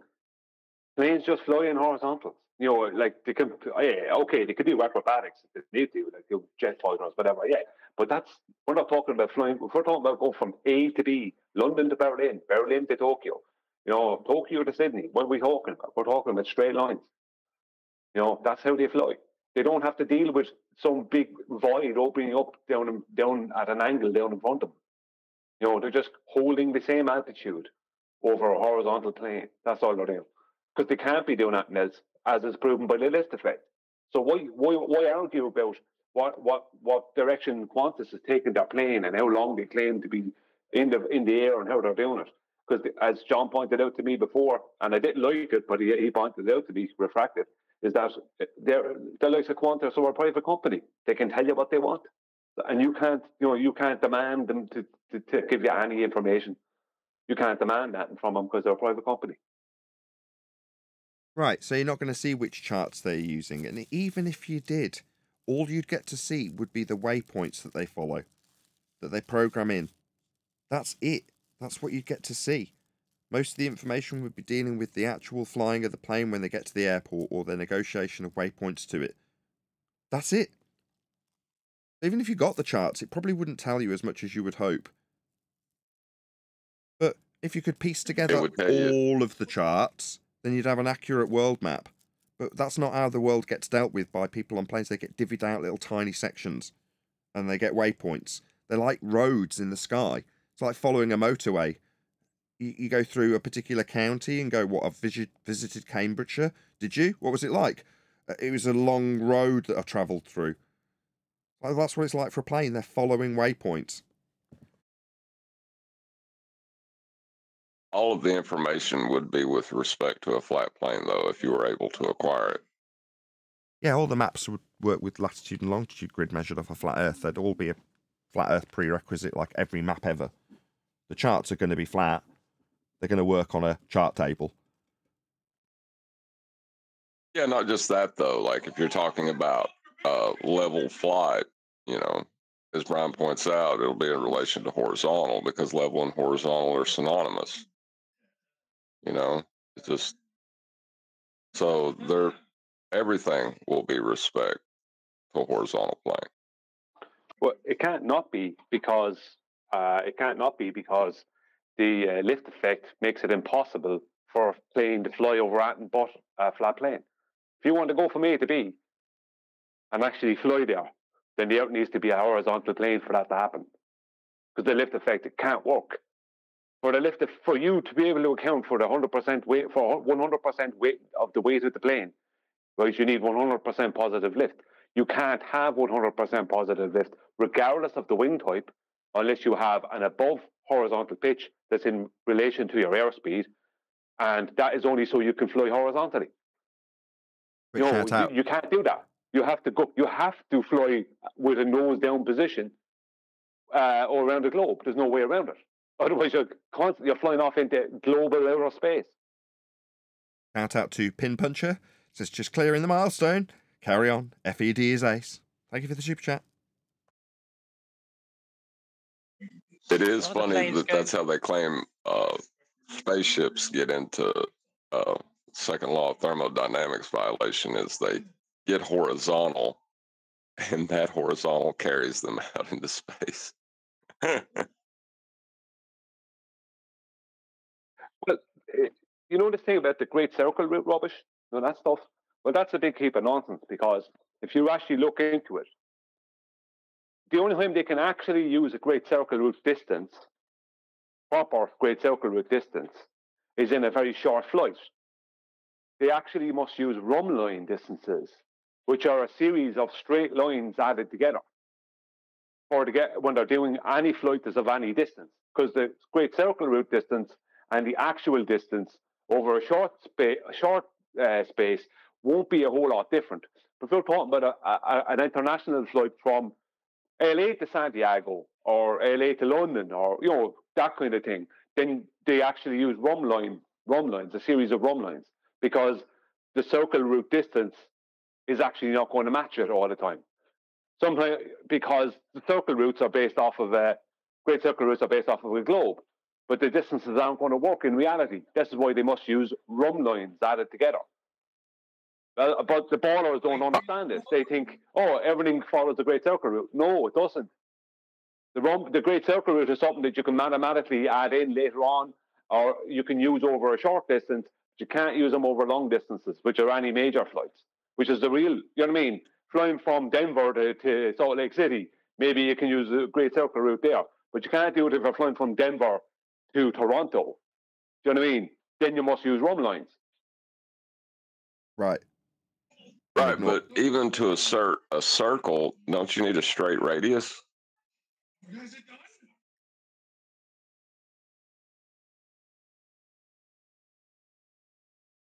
Brian, across the distance. Well, you need, for a great circle, you need a measured radius. And radius is always a straight line. That's what you need. But there isn't such a thing. See, they're just pre-assuming. The great circle routes are a pre-assumption. There's no evidence that great circle routes are even circles. They can't even prove that much. Never mind whether they fit with reality all the time. Right, but they would be circles on a flat plane, not on a globe. No, the great So if circle the planes routes are going east to no, west, then if the planes are going east to west, they're not going in a straight line, then are they? yeah, they are. Great circle routes would be presumed to be a circle of No, on the flat made Earth. up of On the flat Earth. two longitude lines, John. Quick shout out to On the flat Earth, they're not going guys, straight, please. are they? Well, quick shout out to DALA. It says, Bev, just shush. Please, you're annoying. Neil, you were right. Last night, Witsit always water down FE when he brings up ether in debate. Peace to 10th. Thank you for the super chat.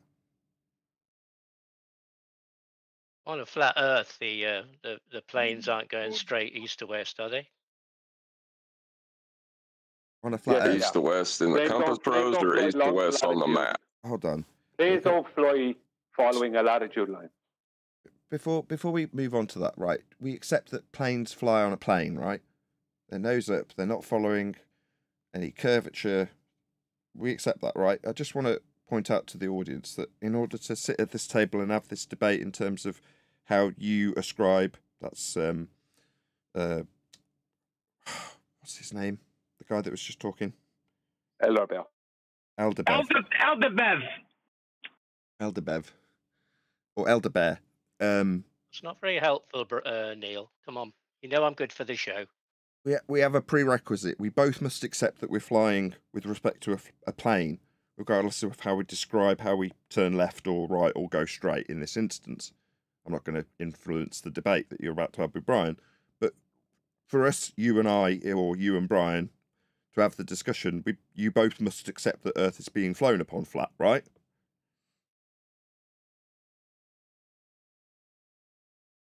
Well, if that's the model you're talking about.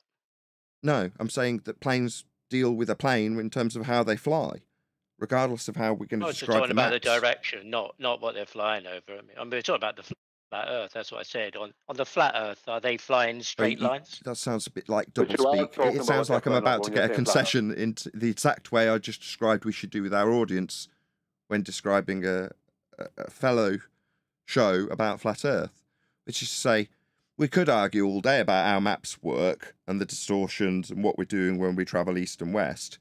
But for us to sit at this table and have this discussion, when you say, I'm not talking about flat Earth, when I say on the flat Earth model, no, you are, but we need to establish that it is a flat Earth model so that that part of your discussion isn't somehow tarnishing whether or not we're flying over a plane when that is how planes deal with the ground. Well, I don't know because you don't claim a model. So We don't need a model to claim how planes You fly. said if we're flying over the flat Earth model, but you need to No, agree that they can just be flying, but they're not flying nose down towards a void opening up. And it's disclaimed in how flight processes are done in published documents. That is to say, they fly with respect to a plane. The altitudes are dealt with respect to sea level. It's all dealt with flat. Now, we can argue about the maps, so long as we get the concession that to sit at this table and have this discussion about how the flat maps operate, you've got to first understand that all of the maps have been put into effect with measurements of the stars that are flat, and that planes, in terms of how they actually operate, deal with the ground as flat. So long as we all understand that, we can then have the discussion, all sat down as flat earthers together, Elderbear, not with Not a flat if it's earther. on a flat model, as you seem to be inserting, because this isn't conducive with whether or not it's flat. They fly on the world flat, and the maps are all made flat, and the measurements are flat. So that doesn't come into the discussion. See what I'm saying?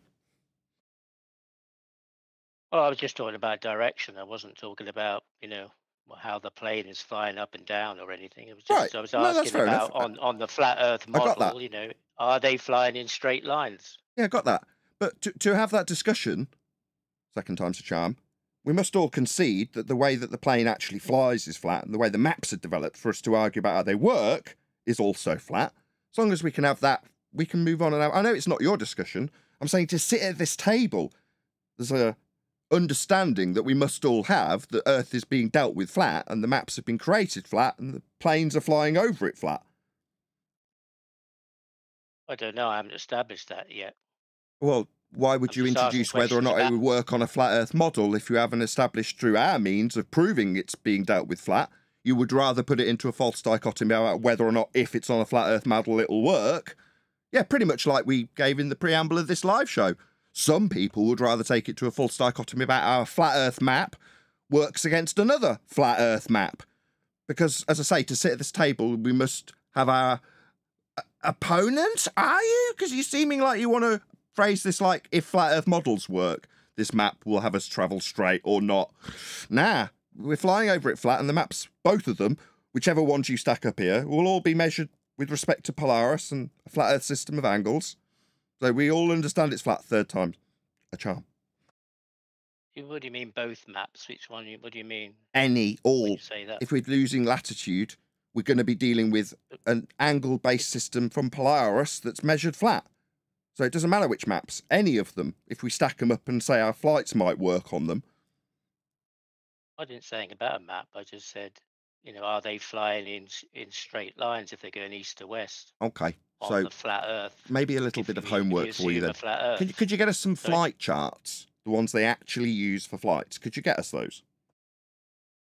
Well, I'm just, from what Brian said the other day, that they fly in circles. Could you get us some charts? We could have a look at them. No, I haven't got together any charts. as Because together I as spoke flat about the earthers. charts. Nathan, he just told a total lie there because he's over. Exactly. Total lie. I never said. I specifically have always said that planes fly in straight lines.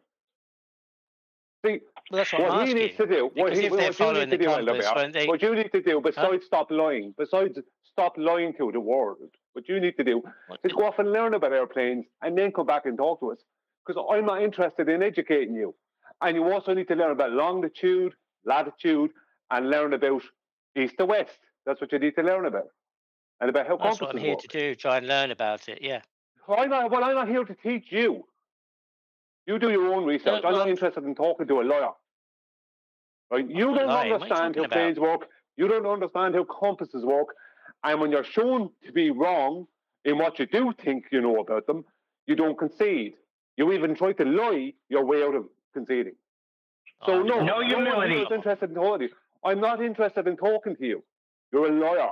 We had a discussion about whether the cardinal directions are perpendicular or not. And No, you we said had a they're not. discussion about how you didn't know what you said were they are talking about. And I locally. showed how you didn't know what you're talking about. I know. You That's said what they we are had. There was no locally, cardinal and then directions. There was only one cardinal direction, not directions. yes, you schooled me on that, and you said that so the latitude lines are north south, are they? Got that correct? That's what happened. I knew you came in here and just told a and total the lie. longitude lines You are told a lie. concentric You just told a circles. lie. You are not good for any show, right? Why you did I think lie? You What do you mean? have, You think you have knowledge that you don't have. Go off and learn about airplanes and how they fly and what they do, and then come back. No, that's what I'm just asking, Brian. Calm down. You said No, you're not. You said And I won't latitude. be teaching you anything. I won't be calming You down, said- and I won't be talking to lawyers, and I won't be teaching lawyers anything. Okay. Lawyers can go Okay, off and well, do I their agree with own that. research and stop wasting people's time with their lies. I don't I'm mind. not I wasting mean, time. I mean, like I say, you said latitude, and I think you meant longitude. So I just want to clarify that latitude is the north-south line. I want to clarify that you understand that the measurement itself requires Earth to be flat. Do you understand What that? measurement is that? Latitude and Measurement. longitude. Well, you know, you talked about latitudes measures the Earth flat. I don't know how that works, but I'm talking about the relationship of latitude and longitude to each other. Well, then why? You don't know how it works. Go and learn. Because when I spoke to Brian and No, I I said didn't that ask you for an excuse of why you would now be giving us your questioning. You just declared you don't know how it works, but then you've got a question about how it works. Okay? No, the way you're phrasing it is to challenge Brian on his understanding, though, isn't it?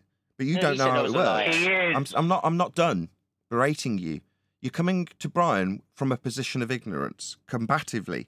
And I'm saying it's unreasonable to come to Brian with a position of ignorance and challenge his understanding when you have self-confessed not gone and got one for yourself.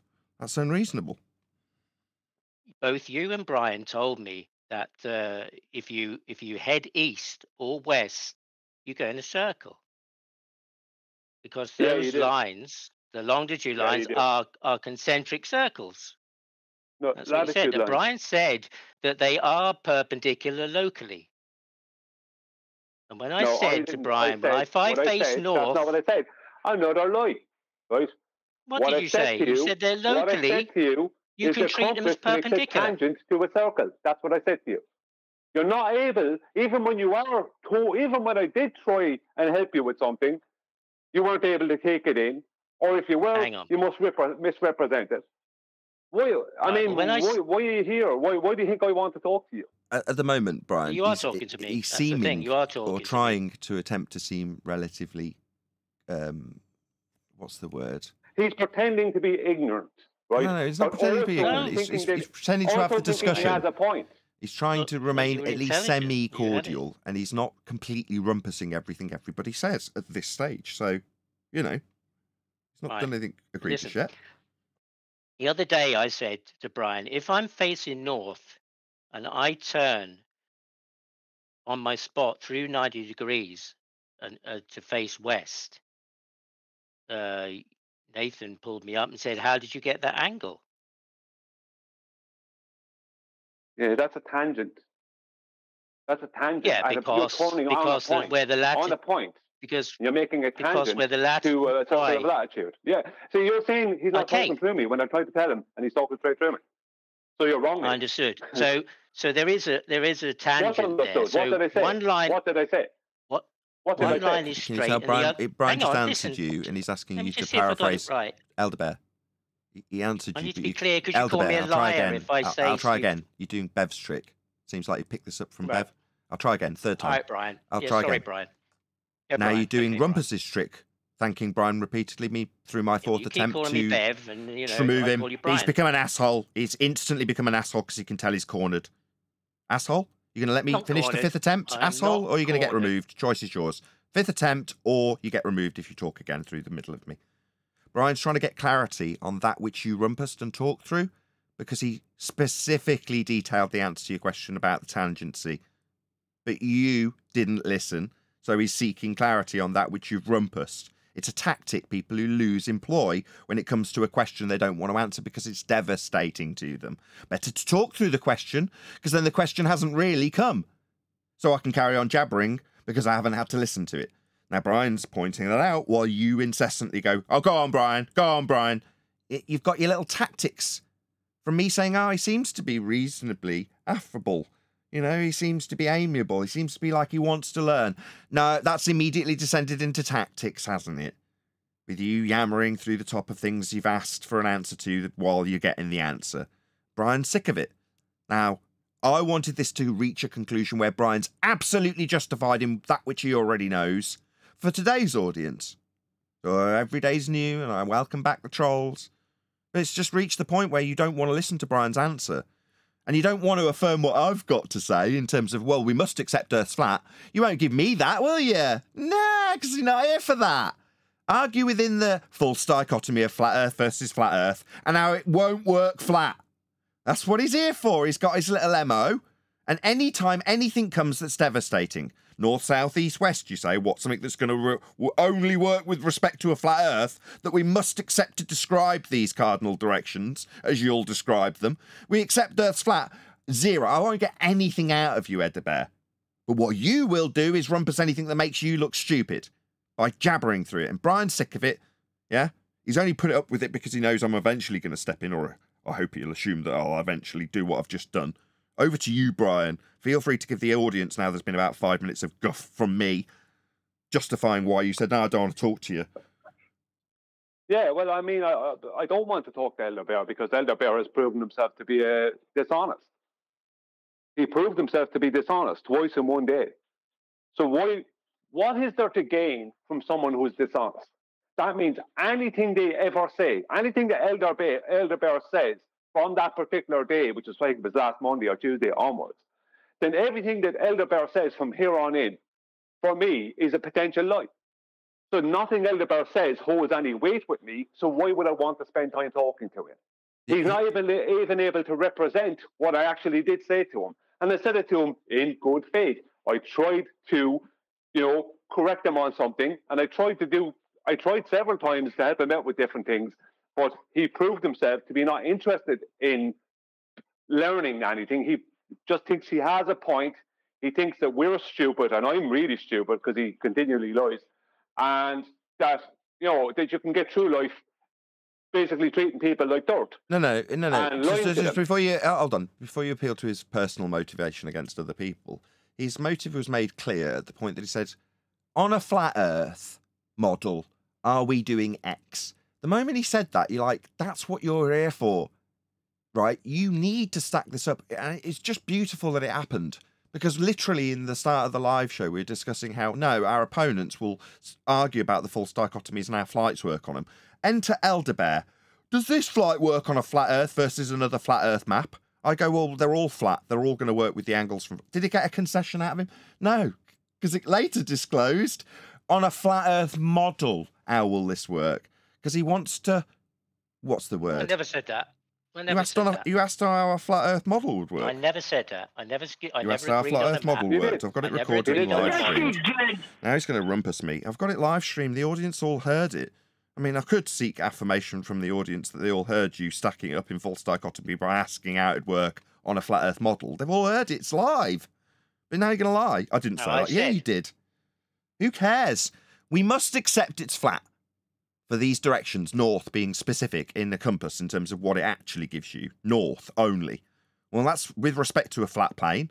The way the planes work is with respect to a flat plane. The way the maps work is with respect to a flat plane. We've given you a load of examples. You've told us you don't know how latitude really works. And then told us I'm not talking about a flat Earth when I point out how it's got to prove Earth's flat with the planes. But you want to talk about a flat Earth, literally the next breath. Yet you don't talk about the bits that prove flat Earth. You want to argue about how a flat Earth model don't work according to you. That's your motivation. You said it. The live audience heard. Well, I agree that... Quick, reposition this to make flat Earth not work. Quick. No, I didn't say. I said, how could I call it a model when I know you won't claim you've got a model? That's what I said. I didn't talk about a model. I never talked about a map. On a model that's a flat Earth, you said. I mean, I'm paraphrasing, but that's what you said. It went out to a live audience, Elderbear. I'm not going to make the discussion about this when I've given you literally 10 seconds ago 3 examples of something that you could concede that we must accept in terms of flights and making of maps with angles that you've had explained to you multiple times. You've not conceded to those things. You want to argue about what you have or haven't said, like we give a toss, Mini Bev, about what you said. We heard it. It went out live. I'm not going to discuss and debate what you actually said, right? We care about how Earth's proven flat with the way the flights work. We care about how provable Earth is to be measured flat with the maps. You want to argue about how 2 maps won't prove a flat Earth model because that's how you stacked it up. I heard. I'm not deaf. Now, that's not an invite for you to argue about what you did or didn't say. Earth's provably flat with these examples that you must accept to argue us about how the maps may or may not be accurate, which is all you're doing. Earth's still flat in all respects. I never asked a question about a map yet. Yeah, you did. You're asking about how flight routes work. You're just a disingenuous scumbag liar at this point. Deny the very premise of the thing you've come in to argue now. Pathetic. I'll say it again because he's deaf. Nobody gives a toss what you said as an individual. The concepts of proving Earth's flat far, far outweigh you as one little man. We don't care. We heard what you had to Why say. am I good for your show then? Why am I good for your show? What's that about? No, you're not. If I'm such a, You got if I'm these such delusions rubbish. of grandeur, like Huh? you're really good for the show. You said You're it, not. Neil. Neil, you said it. You said he's good What's for the good about show, you? Nathan. I know he's What's good for the about you? show. How are you adding anything positive to Nathan's show? I don't know, because Nathan Exactly, just Brian. shouts at me every Hey, time. no, you're not. And You're you not do, adding anything Nate. positive. Brian, you do as well. You weren't listening, Brian. I was trying to clarify what you said to me, and you just got triggered and started shouting. You're a liar. Another lie. Look, you know what I'm going to do, Nathan? I'm going to solve the problem, right? Well, I'm going to answer his original question. That he wasn't a question, he thought it was a gotcha. Everybody who's using a compass, including pilots, right, when they deal with north, south, east, west, they're always making a tangent to a circle of latitude. There's no other way to do it. That's what the crossing lines, north, south, east, west, right, XY lines are on the compass. You're making a tangent, whether you're in a boat, whether you're on land, whether you're in a plane, you're making a tangent to a circle of latitude. So always a tangent. So not east and west are only one, they're always like 90 degrees from north at that point. It's not like you can just fly in a straight line and expect to continue following a circle of latitude. But that's not what pilots do. Pilots and planes, they don't fly in circles of latitude. They don't follow circles of latitude. The straight line to the curve. You have to level a to Los compass. Angeles, or they start following the circle of latitude? No, they fly in a straight line. But they will be referencing the latitude, but they'll be flying in a straight line. Problem solved. Latitude You to do have to level a longitude, compass, straight though, right, line Brian? meeting a curved line. Is that correct? Ed Bear, then John. Where latitude meets longitude, where they cross, it's a straight line crossing a curved line. Is that correct? That's correct, yes. At that point. Okay, Go ahead, John. so Hold on just one second, that's Ed the Bear. question. Just one So second, Ed Bear. Go ahead, John. You have to level a compass, which means the compass is with respect to a horizontal plane. What the hell is your point? Yeah, I tried to get him to concede to Well, that earlier. Can we get it's all that about from the you? compass. We're I think talking we've about the given. latitude and longitude. So sure, Not the we're compass. talking about directions Yes. that you talked about crossing in terms of pointing towards north and curves, crossing those lines drawn out from north. North, that you'll use a compass for. Now, Brian has been very cordial and given you quite a lot. I'd just like you to concede to John's point. Also, my point that I made twice earlier, you didn't concede to it. Could you I wasn't talking about the acknowledge compass. I was, John's point, please? what was John's point again? I was a bit No, that's brilliant. confused. Can you repeat your point, John? That'd be wonderful. You have to level a compass. Therefore, a level is with respect to a horizontal plane. And what does that difference does that make? And that means you're done. No, because you said the cardinal points weren't perpendicular to each other on the compass. So, that's the part I'm talking No, about. John didn't mention anything other than it being On the leveled. compass, No, no that's one what I'm talking to said on the Brian compass. about. He No one rumpused said in on the with that. I compass. don't know No one what's said got on to the do with No, it. he didn't rumpus it in with anything. I invited him to put a point to you, same point I'd put to you twice prior. You haven't acknowledged it. You can, yes, you need to No, hold he's it. actually just But you could strawmanned also, it there. He says you could also, So he said something about we're saying something about the compass is not is not perpendicular on the compass. No one said it wasn't perpendicular on the compass. We No. all actually made a point of stating. It was very specific about stating. I know, yeah, that's what I'm that trying it to is get to, perpendicular on Brian. the But compass, everybody's so trying to they're make it doing at a point. confusing. That will be a tangent to a circle of latitude at a point. At a point. That'd be A flat. tangent, but such a circle touches it at one point. Yeah, tangent to a flat circle, representing the ground that you're navigating. It's all flat. I mean, we're dealing with Earth as a flat plane. Maybe you'll concede to it phrased that way. Will we get anything out of you, Bev? Adabear? Sorry, Brian. Adam. Nathan. People know who I am. Yeah? You are an insignificant nothing, Adabear. Just a carbon copy of some other prick called Bev. Yeah? It doesn't work when you do it. Really. When you do it, people empathise with me because they've heard Bev, they've heard you, and you're basically a carbon copy of him. Meanwhile, with respect to a flat plane, we're talking about directions. We're not getting anything out of you in concession. Yeah? I've put it to you in 5 different ways. John and Brian have put it to you in terms of how planes work, how compasses work, how maps work. But you're not here to concede to any of our points, are you? You're digging up little things that you can use as gotchas later against Brian. That's all you're here for. Not at No, all. that's what he tried at the When start, Brian's Nathan. talking, you don't have control of the noise gate. That's the problem. So you don't want it to happen. Brian. At the start, Nathan. So- At the start, Nathan. Hang on, that's what Brian, he just tried. a second. Just let me clarify, Brian. I don't want you to call me Right, a he's liar. fighting the noise gate. He literally, he's figured out how my He desk thought- works, and he's going, if I can keep talking, I can keep the gate open. He thinks he's, yeah, okay, yeah, you have figured out how my desk works. Yeah, you can successfully Nathan, rumpus. talk to me. He can successfully rumpus you, Brian. He's figured out how my gate works. Clever. You said I was a liar, Brian. I'm just trying to clarify something with you. Yeah, you are a liar. A proven liar. He thought that when he could bring up flights going east to west, he thought that he had a gotcha, not realising that the same rules apply to the pilot as will apply to the navigator at the sea, or on the land. Not realising the compass is the compass. It's always making a tangent to a circle. That's what it's doing. Let's So just now he has to rewind a little reposition bit. it, and he's trying to talk to me now. He's trying to reposition his position because he realises his position was the Hebrew rubbish. No, not at all. Nothing to do with that. You Elder won't Bear, listen, though. go away. You Just for were the a audience, lawyer. sorry, Just Brian and rewind. Eddie Bear, I'm really That's sorry. what you are. Just Nobody- sorry, just for a anything you second. say holds Stop, zero weight stop, with anybody stop, ever. stop, Brian.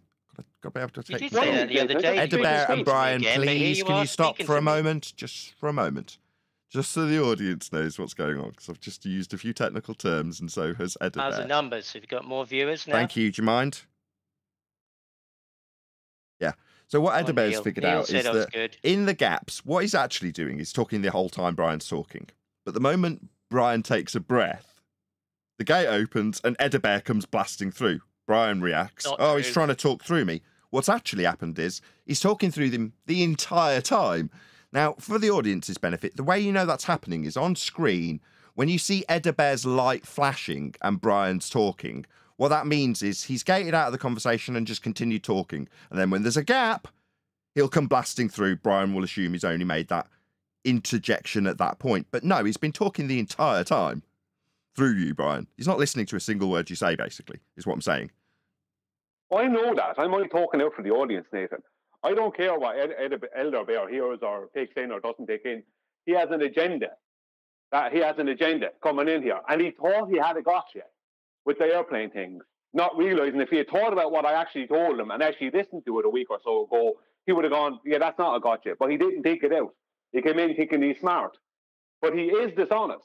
And he is a liar. He proved this twice in the one day. So there's no need. It's not as if I'm trying to character assassinate the man. That is what he's proved. He proved it. It's recorded. It's there. So what is the point in anybody speaking to someone who is a proven liar and deceiver? Yeah, I agree. Anything that person says I is said this potentially a long a lie. time ago. Yeah. Yeah, Well, Neil why said are I'm you good for the entertaining numbers. a liar, Perhaps that's Nathan? why I'm still allowed to be here. Good for the numbers. Anyway, Brian, what you said, Brian, was that if you use the compass and you go east or west, you'll go in a circle. You said, right? That's what you That's said, flat, right? right? So you understand that's flat You plane. are, yeah. If So you follow understand the- that's flat. follow the Brian. compass, You, hold on. Is You that understand Brian? that's you Funny understand that's voice. flat, right? That would be a flat Sorry, circle. Brian. I'm not so. Is that you, Brian? I'm talking. Yeah, it's a flat circle. So we're definitely dealing with navigation with respect to a circle that is flat, two-dimensional in nature, representative of the ground we're navigating. Just want you to concede that. I mean, it's only the 7th attempt to get you conceding that we're dealing with Earth flat, measuring Earth flat. And this circle we're now measuring is representative of a circle of equal elevation. That's a completely flat ground that we're about to deal with to navigate it. Just like that, I might say the 7th attempt of a different type of concession. That's a circle that's flat, right? You understand that? Flat Earth, right? You understand that? I'm trying to understand what you're saying, but every time I Well, I'll explain for the audience. We're talking about two-dimensional circles, and those circles that definitely are all flat, they're called circles of equal elevation, and Brian's now going into the tangency with respect to that circle of equal elevation. For a straight line path, obviously you're not going to follow around in a circle. You're going to take the shortest distance. So that's what Brian's trying to explain. But this all takes place on a flat, two-dimensional circle that's representative of the ground. And now, given that this is the 7th, not attempt, the 7th example that Ed the Bear has had, and he's now told me he doesn't understand what I'm saying. Well, the audience does. Do you all understand, audience? We're dealing with 2D circles with respect to the ground that we're navigating. It's a flat earth proof he doesn't want to concede, because that's not what he's here for. But to move forward in they the want more discussion, evidence. we must have a flat plane, a 2D circle to deal with. Yeah, and more than that, let's say if a pilot is going from Libreville to Accra, and the both of them are basically on the equator almost, he's not going to fly that little arc of the equator. He's going to go and cut a straight line cord between the two positions. But he'll still be referencing north, south, east, west. He'll just be referencing a latitude that they're not on. You know what I mean? Flat. That's like it's all flat. It's all flat Earth stuff. Everything Exactly. It's all flat. It's purely flat Earth. All flat. Earth all the way. So to sit and have this discussion at this table, first thing I opened with, when I entered the discussion, was we must all concede that this is all being dealt with flat, right? Attempt 1 of 7. Yeah, absolutely. But when the Elder Bear talks about the compass, he's talking about our north, south, east, west. He's always talking about flat Earth. He's referencing and proving flat Earth every time. Yeah. I mean, we've only made 7 different examples. Well, at this stage, you're asking me to concede to something that you haven't adequately proved to me. So that's where I'm at. That's how maps work. You just proved it to us by your words. Sorry. No. This is how maps work. That's why they are all flat. Well, what would be good, Nathan, would be to hear Elder Bear's standard of evidence. Because I think maybe he may not understand what evidence of proof is.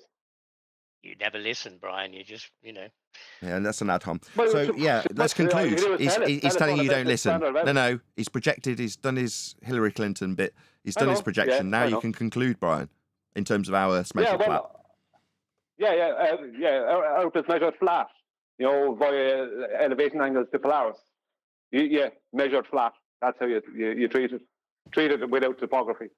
See, Ed Bear, I took the context of measurement.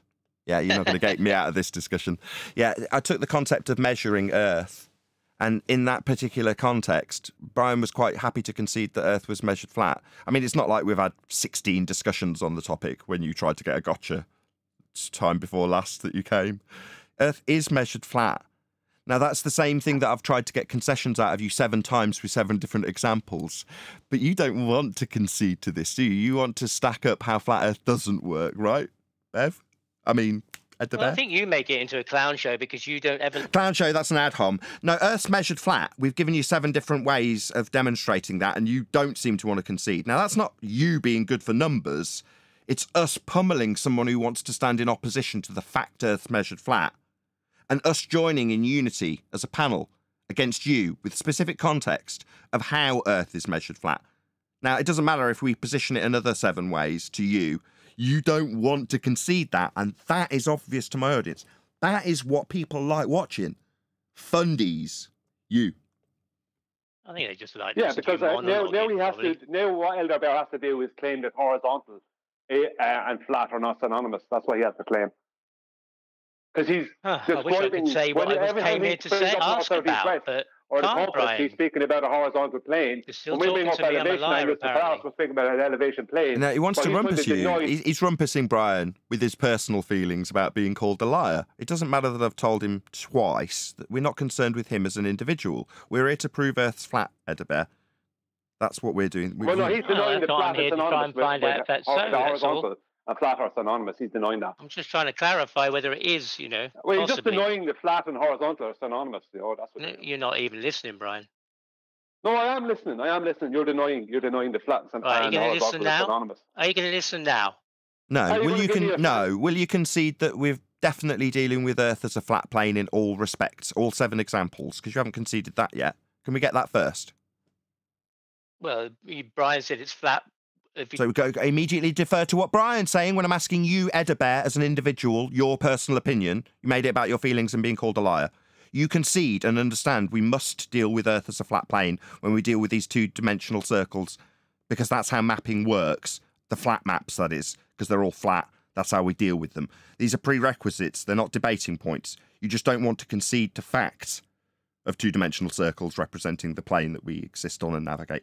Yeah, you don't want to concede to those things. I don't know why. 7 different examples hasn't got a concession out of you, but you want to ask about how Brian's going to deal with this. I'm asking you, Edabear, to concede that Earth's being dealt with and measured flat in these examples. All 7 of them. That's what we got. Can't do it. The audience knows, because I've told them on multiple occasions, how we will deal with Earth as a flat plane. Brian's gone through examples of how an aeroplane deals with Earth as a flat plane. John has gone through examples of latitude being examples that only work on a flat plane. I have gone through them, summarised them with you multiple times, Edda Bev. And you don't want to concede to that. Yeah, telling. Yeah, we'll get the opportunity, because of your denial of them and failure to concede any of these points, to reiterate them with more and more gusto. That's what my audience wants. They don't want to see you. Your delusions of grandeur are pathetic.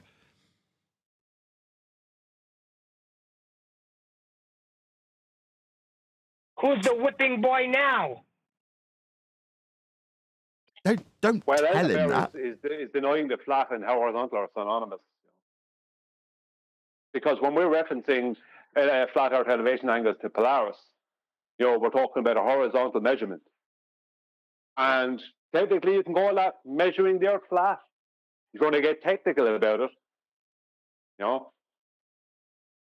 The same with airplanes. They're doing the same thing. Because no topography has been taken in, no elevations are taken into account. No elevations of the land topography taken into account.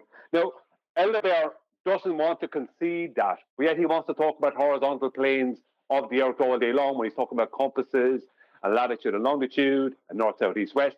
That's all based around a horizontal plane. But he doesn't want to concede that he's talking about a flat Earth. Yeah, they want to use the flat Earth, but they don't want to concede the fact that they're utilising the flat Earth. To quote refracted curvature, those guys need a flat Earth more than we do. But with that, I'm going to say, if you are watching this on either Nathan Oakley 1980 or Nathan Oakley Premiering streams, then stay tuned, as there will be an after show to follow. Somebody who's challenging you, what is your standard for what is? Exactly. What is your standard of evidence? What is it? Well, you're making a challenge, so what is your standard that you're challenging our standard with? He has no standard. Same thing with Witsit and the ether. Well, he's proven that he doesn't understand celestial navigation. So how could he understand whether it's proving something or not when he doesn't understand the process? Well, basically, in other words, what he's saying is, why would you engage with someone who has no standards? George, if you're doing this observation, and the boat is in front of you, between you and the angle of the star, you can't do that anymore because there's an obstacle in front of you. Not flat anymore. That's what he's saying. You take the measurement to Polaris or to Polaris GP, regardless if there's an island in front of you or a continent in front of you, that angle is flat. That baseline to the GP must be flat, horizontal. Yes. Yeah, he's part of the not flat group.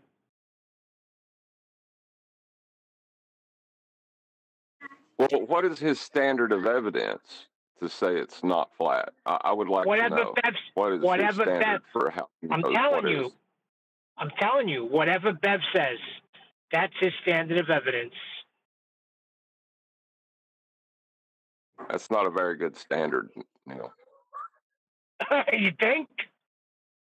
We didn't cover this video. Do you want to do a bit more of this video? Yeah, when it's time to concede, he just goes to take a poop, like Bev. Let's do a bit more of this video. We covered it in the other show. That you and I see, the constellations that you and I see gazing upward in the northern hemisphere, is not what our friends down in Australia. And isn't it? Hemi, what now? Hemispherical, begging the question, utilising the celestial sphere, taking a radial value from angles off a flat Earth. That hemisphere. Yeah, you're going to need a flat plane for that. The tip of Chile would see, correct? Right. I mean, some are the same if they're close to the celestial equator, but the North Star, you can't see the North Star from once you get significantly below the equator. The North Star is not exactly at the North Pole, so you could see it on the equator at certain times, and there's atmospheric refraction. But once you get down to Australia, you cannot see the North Star. Yeah. And the flat earthers will say, well, no, that's because it's too far away now, because they imagine the stars are relatively close. That's not what we say. What we say is that it's once you go past the equator, you don't have, it has reached 0 degrees on your angle to it. You Yeah, can't that's not see it 'cause really it's a. reached 0 degrees. Now, It's at not really a 180 claim. degrees to you. It's a statement of fact used in mapping. Yeah, it's 180 degrees to you now. It's a straight horizontal line. You can't see. You can't take an angle to something you can't see. Yeah, they've taken that measurement and inferred a minimum and then said that that's the edge of the sphere. Therefore, when you go past the edge of the sphere in their paradigm that's taken those measurements of the angles receding of Polaris as you back away from it, and then inferred that it's only ascribable to a cause and effect relationship that has you moving over a curved surface. You're like, no, your curved surface came from angles to that light. That you're saying I'm now travelling into a different hemisphere that's a surface? No, the angles will come from hell, go through the surface that's actually a protractor, to what you could describe hemispherically in terms of the representation of the angles you get from your view in a Polaris-centric system of mapping. But that's all flat Earth related.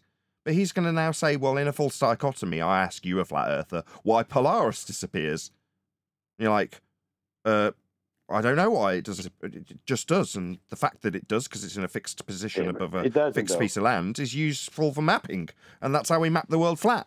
But why have I got to explain why it does that now?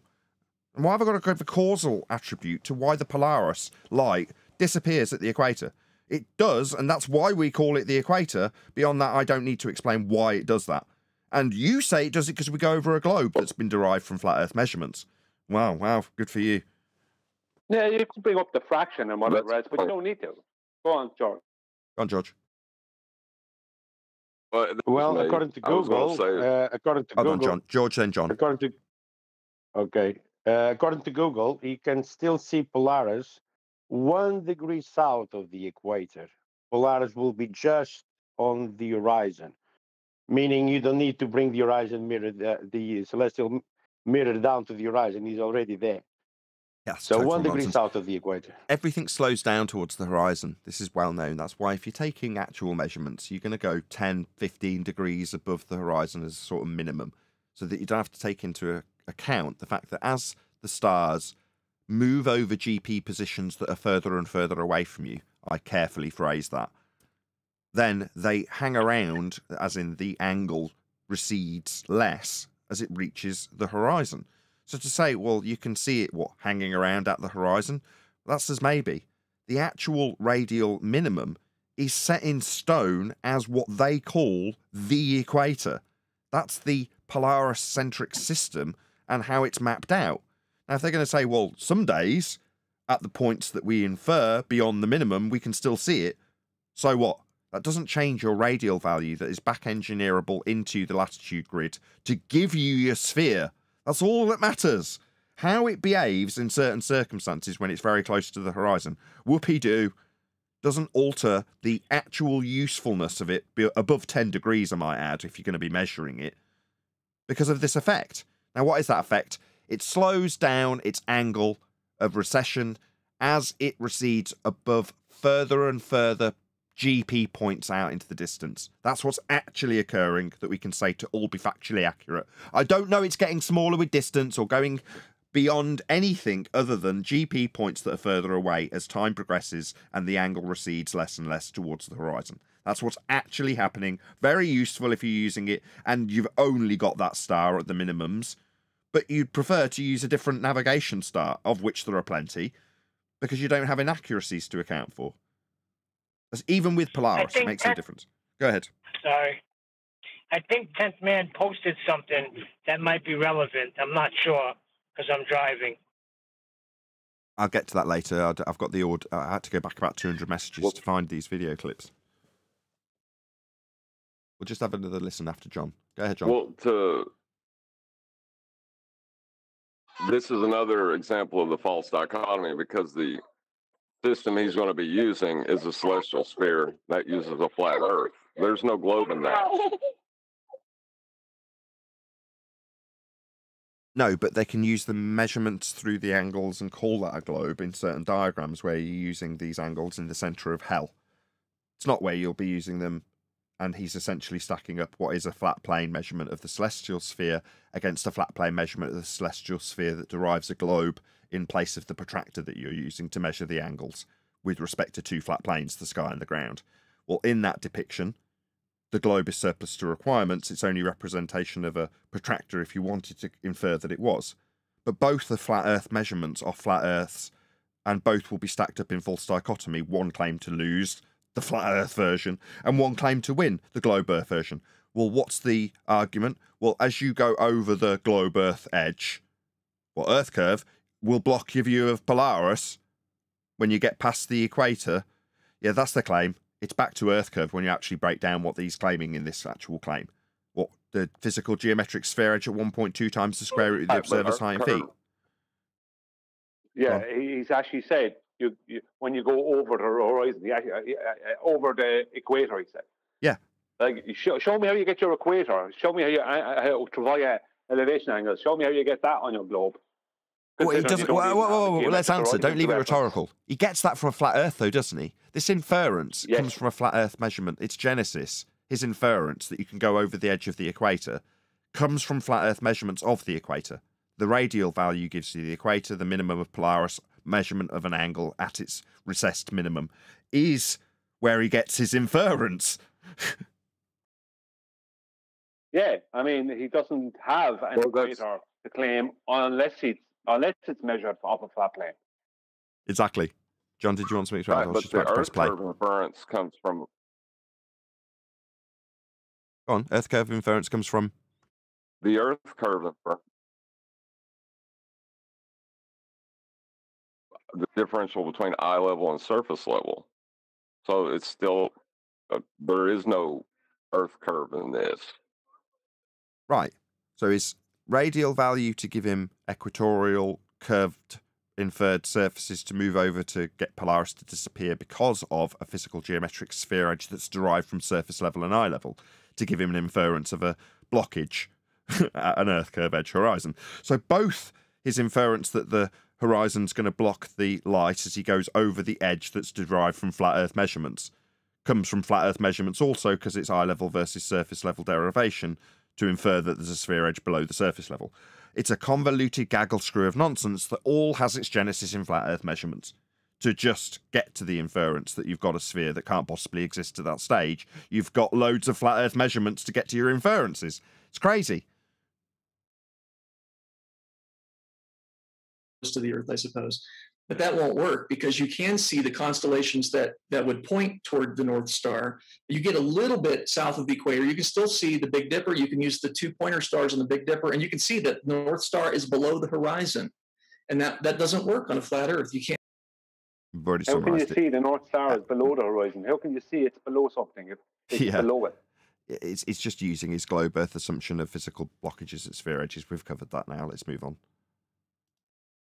Say that's what I'm doing when I refute their view. I'm taking the current most accepted view among flat earthers, which is that the Earth is a flat disk, and the sun and the moon rotate above that, and this. So it's just justifying a stereotype fallacy. Go ahead, Brian. Yeah, he says he's taking the current. He's not taking the current. He's taking a 2015 heap of nonsense when people flat earthers don't know what to make out. Yeah, the current is what we're speaking about. That's the current. We're flat earthers. We're speaking about the current, and that is is this the guy on Justin Peterson's podcast? He's with that other astrophysicist guy, PhD Danny Faulkner. Right. Is it like how recent is this video? Is my point. Recent enough. Yeah. Well, the current has been the current since 2021. So at least 2021. So no, he's not referencing the current stance. Our current stance. Our current stance is equal to the celestial navigation stance. Sun casts a shadow, kind of like a cone, on the surface of the Earth, and moves around like that. And you can explain some things that way, but not all things, including the positions of the stars. You cannot account for them in that model. Yeah. No, the celestial sphere is what derives your globe model, and that's from a flat plane. But what you will do is take an azimuthal equidistant projection that's come from a globe, that's come from latitude measurements of Polaris off a flat plane, to claim that that distorted north-centric projection doesn't work with stars.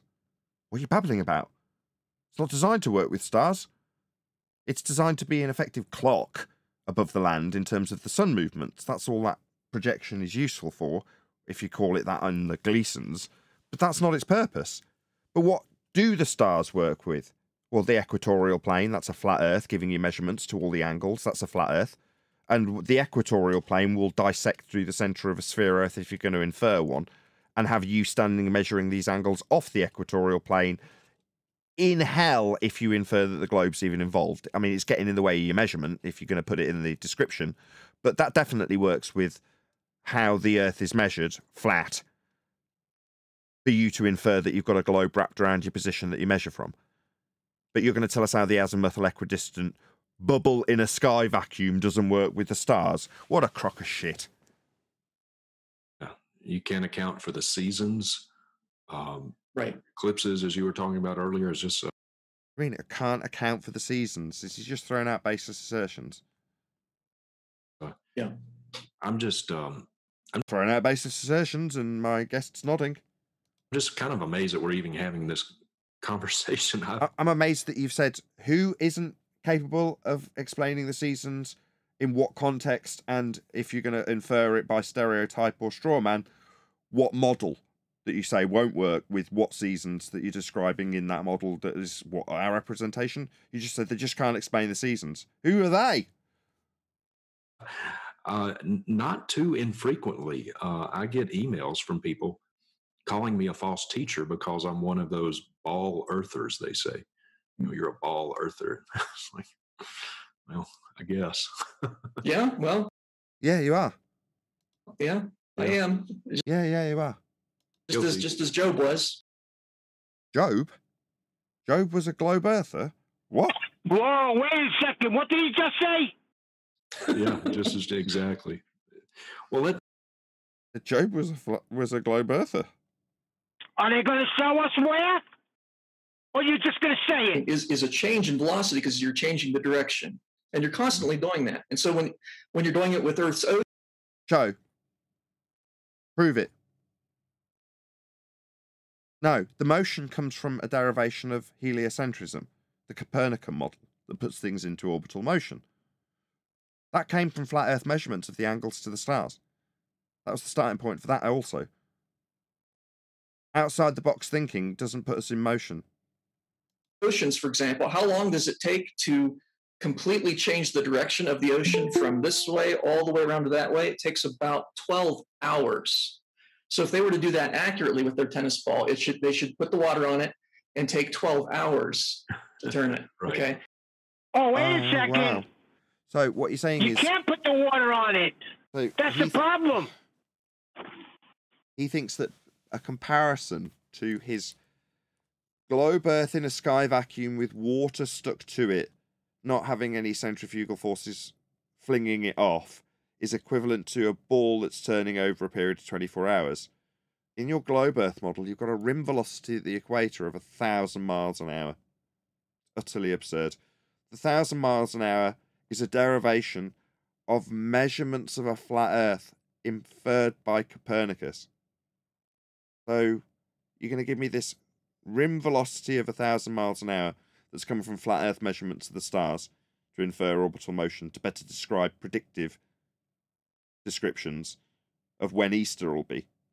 When you add ellipses and all of the motions that you will infer that give you these speeds and rates and changes, that you're then going to say aren't going to be noticeable because it's the equivalent of a ball, tiny in size, turning in front of you over a 24-hour period? Definitely not. Your inferred measurements of a sphere from a flat Earth actual measurement have a rim velocity of 1,000 miles an hour. It's just another absurdity that you can't overcome when you reify this mathematics taken from flat Earth measurements into an actual sphere beneath your feet. Because it's not the velocity, it's the acceleration. It's the acceleration is what causes the water to change direction. That's the key. So he's suggesting that the velocity of Earth in terms of the acceleration that nobody's ever experiencing is the things that's giving your oceans their tides. Is that what he's suggesting? No, well, he's incorrect in that. It's the moon in their rhetoric. It's the moon.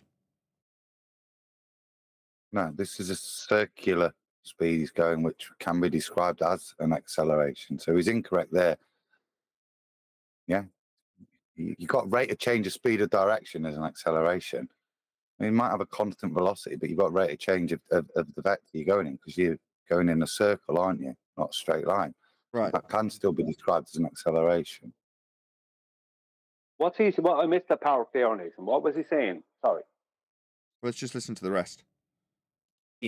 But the fact is, in an airplane, I fly quite a bit. If you drop a ball in an airplane, it doesn't go flying back because I'm moving at 600 miles per hour.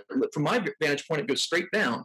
Right. Now, somebody watching the plane from outside would watch both me and the ball, and they would say, no, the ball is following a parabolic trajectory. But from my standpoint in the plane, it seems to fall straight down as if I weren't moving at all. But I know better. I know that I am moving. It's no different on the surface of the Earth. You drop something, it doesn't go flying back. It moves with the Earth because... No, that's completely wrong. Don't pick his example. Right, just before you do. Well, don't pick on his example. Just go with him. Take it as read. Okay. Oh, well, he's wrong. Why go with him? Oh, go on, I'll take it. Okay, fine. Let's see how you get on. Yeah. In the airplane, it's an enclosed system. The reason the ball doesn't fly backwards is because the air is not hitting it at 600 miles per hour. If we were on a rotating globe, then the air, if it was moving with the ball, if that somehow was attached to the surface of Earth, then that's all, and that's rotating at 600 miles per hour, then the ball is going to get hit by something moving at air, moving at it's basically a 600 mile an hour wind, so the ball is going to go back. Okay. It's a completely okay. I told you. I said don't go on a tangent to his example, but you have anyway. Now you've done it. Fine. No, Brian. No, take it as read. He says you drop a ball on a plane, it goes straight down, even though it's moving. Okay. So single reference frame. Okay. No worries. Then he examples someone watching it and suggests that someone watching it would have a parabolic maneuver. And you're like, oh, okay. So you've got a vague idea of how Coriolis works to incorporate this discussion into negating Coriolis effect. Because he then says, on Earth, the atmosphere moves with the Earth, so the ball goes straight down. Oh, really? I'll take it as read. You say, no drift, no deflection, no Coriolis effect. What is that you say, my friend? You sound a bit like Simon Dan. You and your reference frames are ruined. No drift. So when Neil deGrasse Tyson describes how Earth turns underneath the football to cause the goal, you're saying, nah, no drift. It seems like you're a heretic. You're in defiance of the claim that we have 15 degrees an hour drift. What's that you say? No, no, no.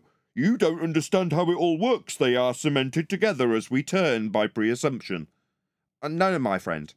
You claim Earth and atmosphere are separate and that we have a Coriolis deflection at 15 degrees an hour. You have apparent deflection that snipers have to account for when things are in the air for only a matter of seconds, according to you. That's what's proving Earth turns beneath gunfire. Well, if you're in defiance of that, I'll educate you in what your globe actually claims so I can debunk it. Earth's claim to turn underneath sniper fire and footballs, but it would also then be turning underneath hot air balloons and aeroplanes, and we'd notice.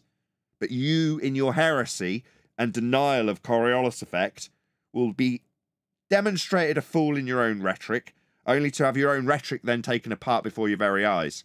And your negation of your rhetoric won't be understood by anybody, because it's a negation of the claimed 15 degrees an hour drift that the globe actually claims. What he's trying to do is get a preemptive strike against us pointing out that they don't have 15 degrees an hour drift. For him to say, no, if I assume we're still turning and it all moves together, there's no 15 degrees an hour drift proving we're turning. Yeah, that's a total fail. I'm done. Come on, Adam, you want to say something? No, I'm feeling a bit sick, guys. Sorry, that was me retching a bit. Apologies, I didn't know I was off mute. I thought you were getting annoyed at Nathan. No, I've come home from work because I'm feeling pretty ropey. So that was just me like you know, coughing, as I call it, just feeling a bit sick. And then I looked up and going, oh. But in Christ, fact, I actually had a conversation with him one time when he was on. Sorry. Yeah, oh, well, I hope you're feeling better later, Adam. I hate that. Feeling bad. I hate it. Right, should we have this next clip? She's sick, Adam. No, Has anybody more to add, put out Nathan. More to add on that. No. Who are These you examples of- reviewing? Hello?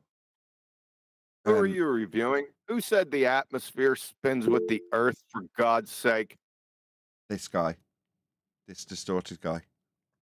Simon Dan.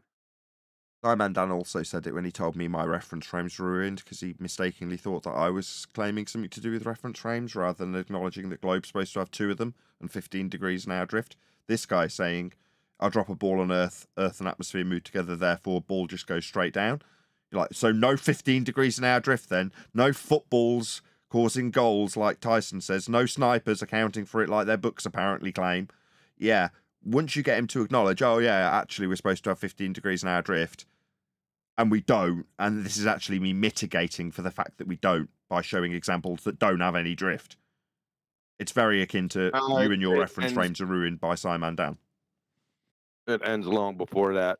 I ask again, who is it? I don't know his name. Vlad, what's this guy's name?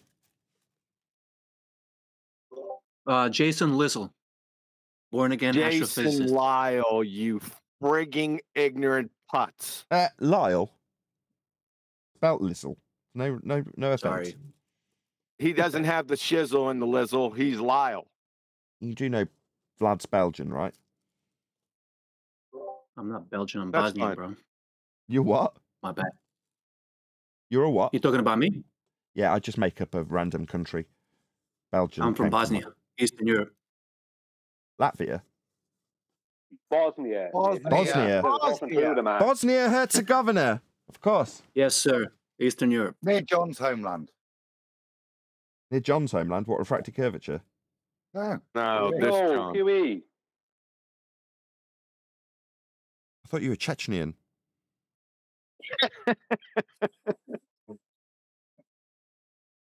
No, Jason, just go back. Why are we still dealing with this in 2024? Jason Lizzle Manizzle? Schnizzle. Manizzle, yeah, he's Manizzle. So, number one, why even go that far? Number one, this is like teaching trig to a 3-month-old. Oh, Jason Lyle. First of all, you're treating the atmosphere, which is a paradox itself, as a single entity. It's not. All right? It's an inhomogeneous anisotropic mixture of gases. Number one. Number two, that's a second law of thermodynamics violation. Gases aren't increasing entropy. Number three, a retard in second grade can walk outside and feel east, south, and north surface winds. That same retard can look up in the sky and look at different levels of the atmo and see clouds going in different directions at different elevations. And I realize the clouds aren't gas, but guess what pushes those clouds? Gas. The atmo. This is retarded on so many levels. There's like a 10 echelon retard level. You're a putz and a moron. That's it. And he's got a horrible mic, which, to be honest, sits above all of those things in terms of how egregious that is. You're saying you can tolerate heliocentrists with good sound? Yes, exactly. You can talk shit all day long, but if you've got bad sound. He also said that Job believed that it was a globe. Oh, Job was a glober. That was the best quote. Yeah, I want to see it. Show me in scripture where Job calls it a globe. Job's a glober. Yeah, Job's a glober. Job is a globe. Globe, says Job, according to this man. I think he's pronouncing it wrong. I think he'll find it's actually Job.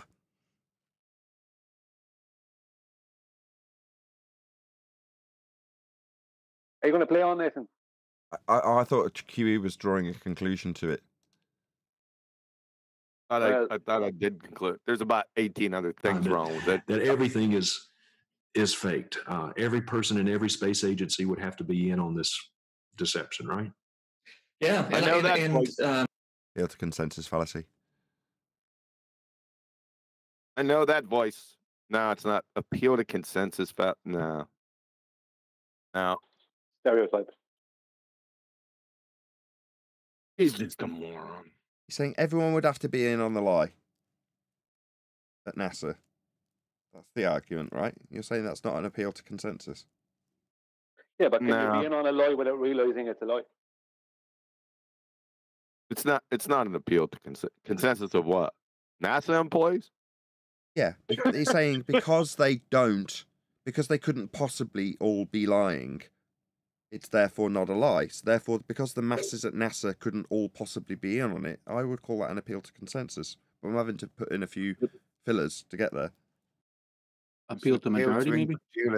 That's the same. Appeal to majority is appeal to consensus. Incredulity. No. Yeah, you were appealing to this fact that for this to be true, everyone would have to be on it. That's your justification, which is incredulous. So you're appealing there to me. That's your appeal. It would be incredulous to pretend that everybody's in on it. Therefore, it has to be false, that claim. Therefore, there's nothing to be in on. You know, I've Go on, Brian. I work for a Jeff company. Williams. And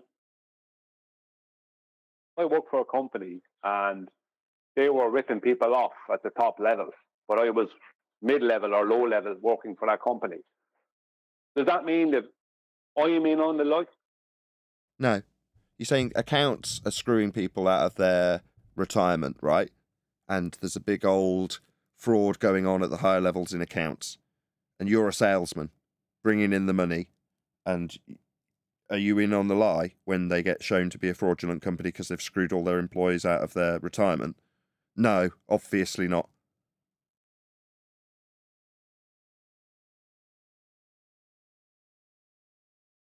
But if it all fell apart, you'd be probably screwed, even though you had no part of it. So, from that position, if we exposed NASA to an extent where people went, hold on a second, they're not travelling into a sky vacuum, and then NASA, let's say they respond and go, okay, yeah, you caught us out, but we are still going up into the sky, and we're just trying to figure it out, and we just, we had to go along with the original blah, blah, blah. They give all their excuses, and people go, no, just no. No, no, no. 50 million, 60 million, 70 million a day. No. No, I'm not having it. And everybody revolts. Just for an extreme example. That means that every employer at NASA probably gets turfed out on their ass. Right? And they're a major employer. Now, that's sad, isn't it? It would be better if their endeavours were realistic. Now, maybe lots of NASA endeavours are real. And I'm sure they are. I'm sure there's plenty of excellent employees, very smart people producing excellent technology at NASA. But it's just not for the ends that they claim it's for. And if people were to find that out, they might not support their motivation to do something else that they would assume they're lying about again. So it could mean the disbandment of NASA. And what have they got, 200,000 employees or something ludicrous, who would all suddenly be out of a job? Well, I don't want that. I don't want to claim that they're all liars either. Astronauts are liars because they're not in a sky vacuum. And that's the whole premise of NASA and what they punt as an entity. He took me on a personal nonsense. It's just a second law of thermodynamics violation. Yeah, there is no sky vacuum for NASA to be in. Tour of NASA in Houston, and it was one of the highlights of my life. It was a blast, and I got to meet all these wonderful people. These are not these are not demon possessed charlatans that are out to fool us. These are people that are doing good science. NASA's very transparent in terms of good science. You can go and watch. I've seen the space shuttle launch. I've seen it go into space. I've seen it go into. I wanted to have his example on top of it. They do good science. I've seen a rocket go up. That was the example straight after. How many of us flat earthers have accused the employees at NASA of being demon possessed to justify it? Being demons? Absolutely not. I'm sure they're absolutely outstanding employees. All of them have got punch cards that they keep up to date. I bet very few of them have sick days. I bet they all love their job and boast about it to all their family. I bet they're very proud about what they do and how it represents their country. I bet every one of them are good, honest, upstanding citizens, and anybody who's not in that category are going to be within the normal confines of the statistics of the bad people across every single statistic. That is to say that beyond the abnormal people who are just bad, I would imagine that everyone at NASA is a hard-working, honest employee of NASA. That's what I would assume of them. So we've got to change our position then. Let's go with Neil after Adam, who was making this point. Go ahead, Adam. We have to change our position as flat earthers and recognise that these people aren't worshipping Beelzebub during the lunch break. I don't think any of them. I would imagine that the majority of them, given that it's based in America, are Christian, or whatever denomination by the populace proportionalisation of each of those individual religions in America. In other words, they're just going to be as normal and as upstanding as any other American citizen beyond their being proud of what they do because they're working for a well-known company. Unfortunately, you have flat earthers that go to neighborhoods where NASA employees are and yell at them. So they do give us a bad name. They're certain idiots. flat earthers. Who's doing that? Well, then they're stupid. When we say you shouldn't talk about ether, if someone was going to a NASA establishment and doing that, trying to form a picket line, I'd say you're idiots. Who do you actually want to call out? The people who you know are lying. Because beyond that, the first thing that Math Powerland, for all his discredit that people try and paint him with, no pun intended, one of the first things he said about NASA was, no, they're not all lying. It's compartmentalized. The left hand does not know what the right hand is doing. So for the guy who's producing a piece of technology, he's testing it, making sure it works, and then shipping it off to be put onto the rocket and sent into space. So does that mean that he has sent it to space? No. It's compartmentalized. It doesn't mean that anybody's willfully deceiving anybody other than astronauts, the people who say they're going to a sky vacuum. That's it.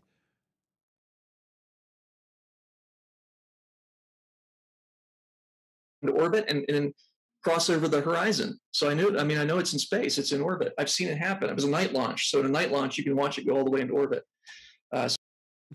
So if it's night launch, you can see that it goes into a second law of thermodynamics violation based on a Keplerian orbit taken from a derivation of a flat Earth measurement. You can see all that because it's nighttime. No, you've got a very convoluted worldview. You need educating on what you think and how you think it and why you think it. Go ahead. Sorry, I'd like to know what it is he's claiming to see. He says you can see all that. All of what? Earth curve and sky vacuum. You can see an orbit into the distance and then descend at night time, can't you?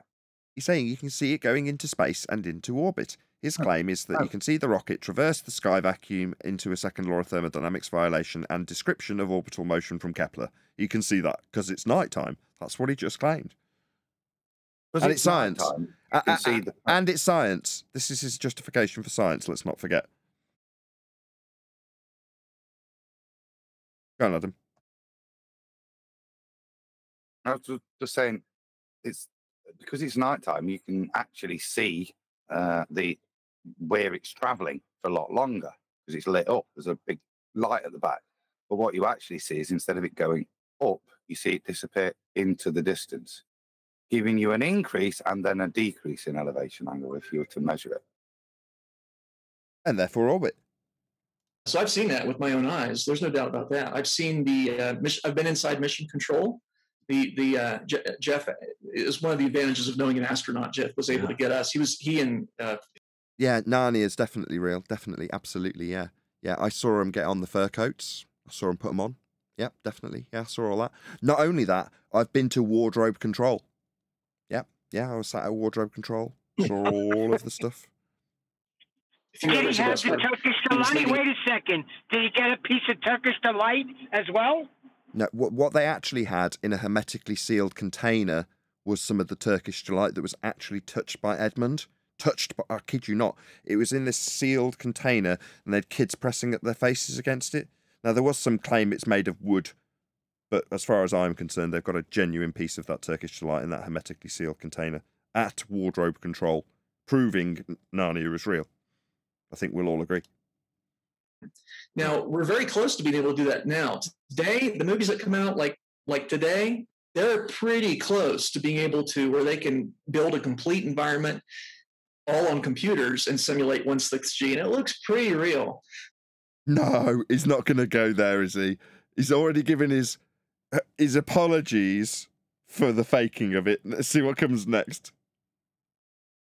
But back in the 60s, they didn't have computers were slide rules back then. I mean, they didn't have the ability to fake. No, they didn't. That's right. That's why the LEM is stop motion animation in front of a model of the moon. The same model you can see in the behind the scenes NASA footage, I might add. Very skillfully built and painted by some of the astronauts themselves. It's like they're all trained as set designers.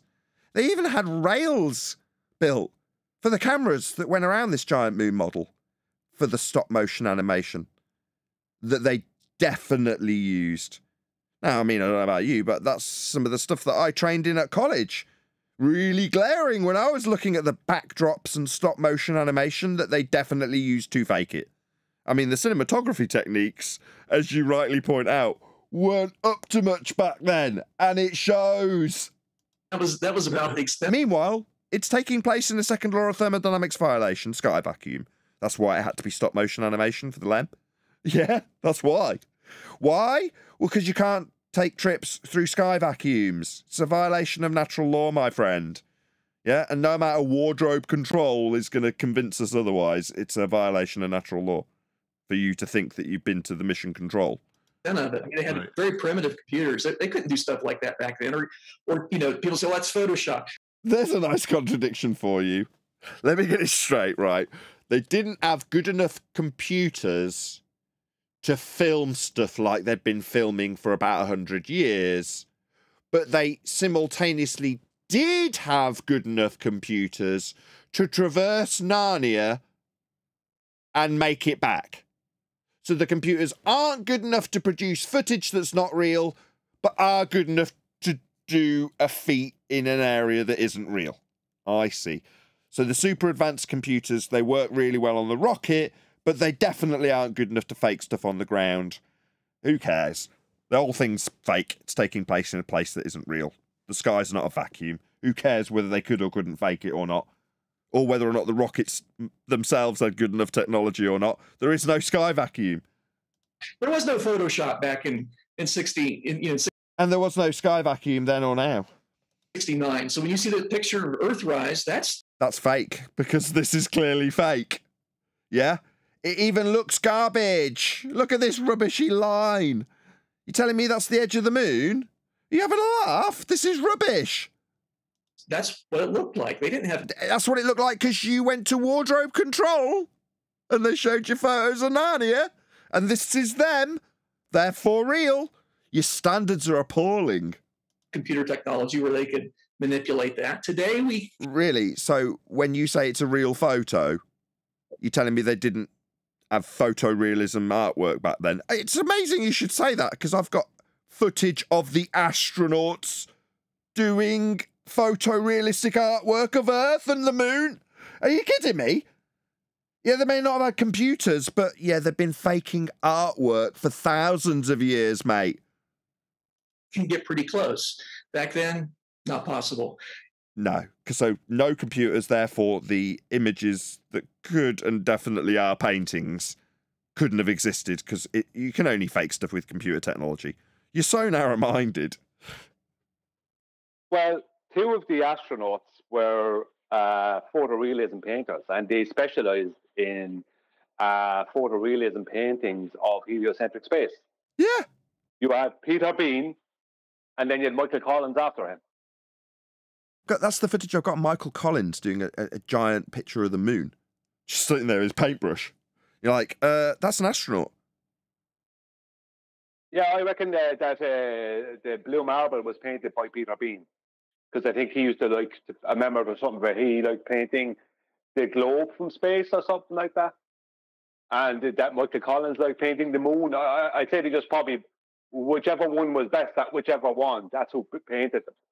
But Peter Beam was definitely a photorealism painter, and I'd say he's the one responsible for painting the blue marble. The people who take the piss out of the fake moon landings are videographers. There's a reason why you've got it taking the piss out of in a Bond movie and taking the piss out of on South Park and taking the piss out of Family Guy. Because these people are videographers. So I'm not saying I'm a videographer, but I did do a certain amount of technical theatre and work with cameras and lenses and lighting and set design and stages and backdrops.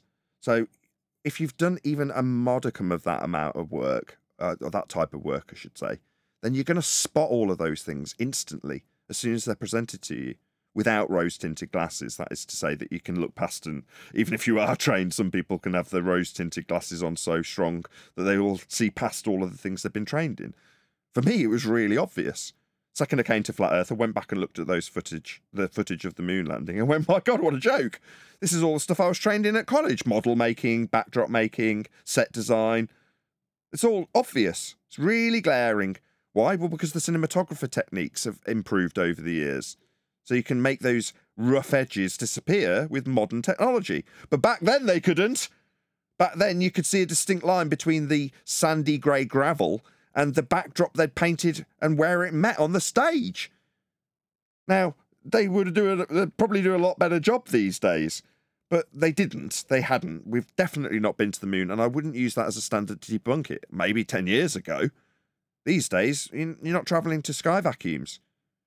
Then you can figure out that they've had to fake it and why they'd have to fake it. But the why is much more important. They've have to have faked it because they can't go to Narnia. There's no sky vacuum to go to. So you're definitely not travelling through a sky vacuum to get to the moon, as they claim you're doing. And the motion and the distance have all come from flat Earth measurements, scaled up by Kepler and Huygens. So if we can debunk your claimed distances and travel arena, that's sky vacuum, then everything else automatically becomes fake. And you can concern yourself with how they faked it to produce the crap that you were buying into, because it's not of concern to me anymore. I mean, even back 10 years ago, it was really obviously not real. But without knowing that the sky wasn't a vacuum, that was the standard back then, and it was okay. I don't even need that standard. You figure out why they'd have to put backdrops in and use stop motion animation with the models coming from moon with their jerky rotations, with a clear picture behind them. It's a laughable joke, the moon landing footage. Yeah, I mean, when it comes to cinematography, the background is not the action. Same as on a stage or a play. The background is not the action. It doesn't have to do anything. It just has to be there. And for people to focus on what's going on in the foreground, because everything to do with film is in the foreground, isn't it? Now, these days, obviously, there will be small little things. Obviously, there's movies where they'll use the background a bit, something happening in the background on purpose, blah, blah, blah, maybe a Quentin Tarantino or something like that. But generally, the background, especially back at that time, is not the action. Do you know what I mean? The action is the foreground. And that's what people, and what was being said in the foreground by people like Neil, what's his name? Neil Armstrong and Buzz Aldrin. That's the foreground. That's what people were watching. That's what people were focused on. Yeah, like they weren't a magician. focused on what was happening in the background. They've made the background was the moon, right? And the wave of the magic wand, the magician's trick, is to make the moon landing about something other than the title, like everything. Put the thing that's the embarrassing truth on the cover of the book. Because what is the moon landing about? Is it about landing on the moon? It's more about the journey, isn't it? About their strife to get this machine to be able to get them there and get them back. That's really what the story is. Apollo 13 is the major motion picture success based on that journey. And they didn't even make it there. Because the journey itself is washed away in tedium with them playing golf and discovering nothing. Barren land. Now it's about him getting back, and will they make it?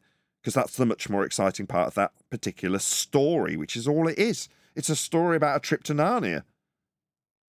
Yeah, and what they did is when they reached Apollo 17, the story, the conspiracy that was put out, and I'm sure it was put out by NASA, after Apollo 17 is, why didn't they show us what happened when they went to the moon during Apollo 18?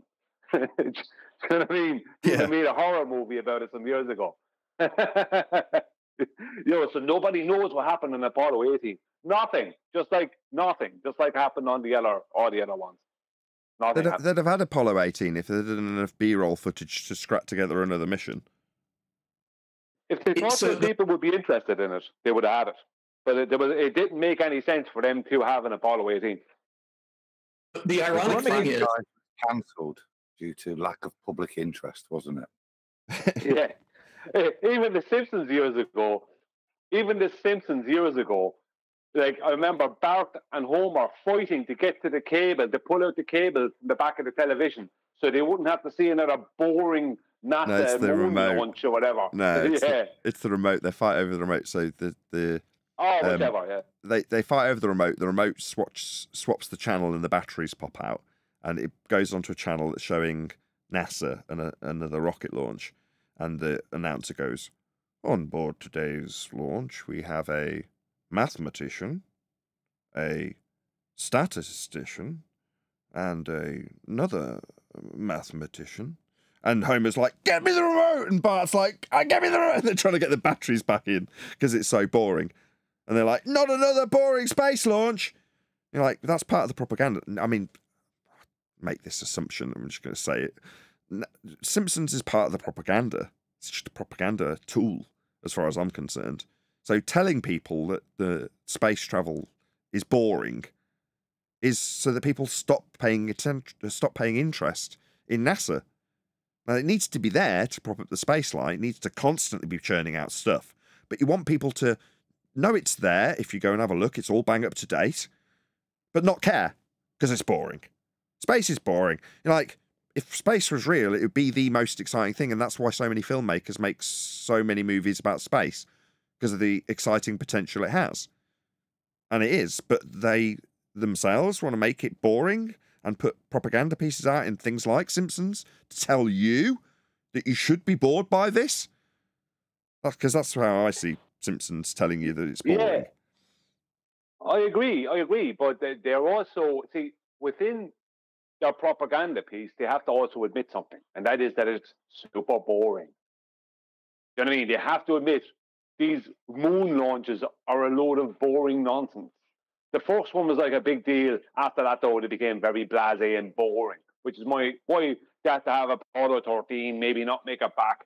Then what happened in Apollo 18, the one they didn't tell you about, it's all a lot of nonsense because there's nothing to show. Because they have to keep it boring.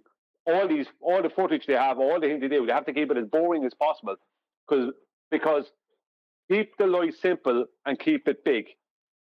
Right? Remember, Goebbels was referring to something when he was stating that, referring to the lie of someone else, Joseph Goebbels. Right? Keep the lie, I think it was Goebbels, keep the lie simple and keep it big. So that's what they have to do. Exciting is not what they keep it simple. Sorry, Neil.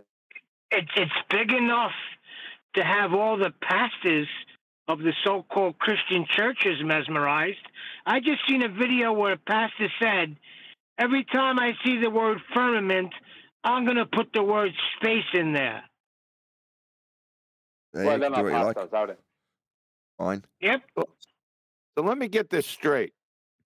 You got a PhD astrophysicist justifying moon landings, ISS, whatever, due to the lack of the ability to fake it? Yes. Is that what we got going on here? Precisely, yes.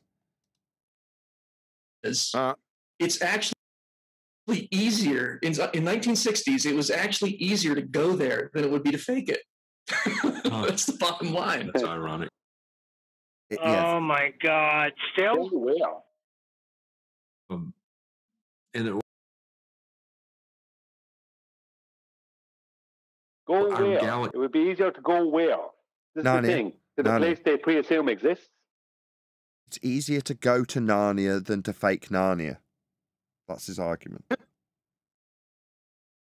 See, the Milky Way galaxy is 100,000, roughly 100,000 light years in diameter.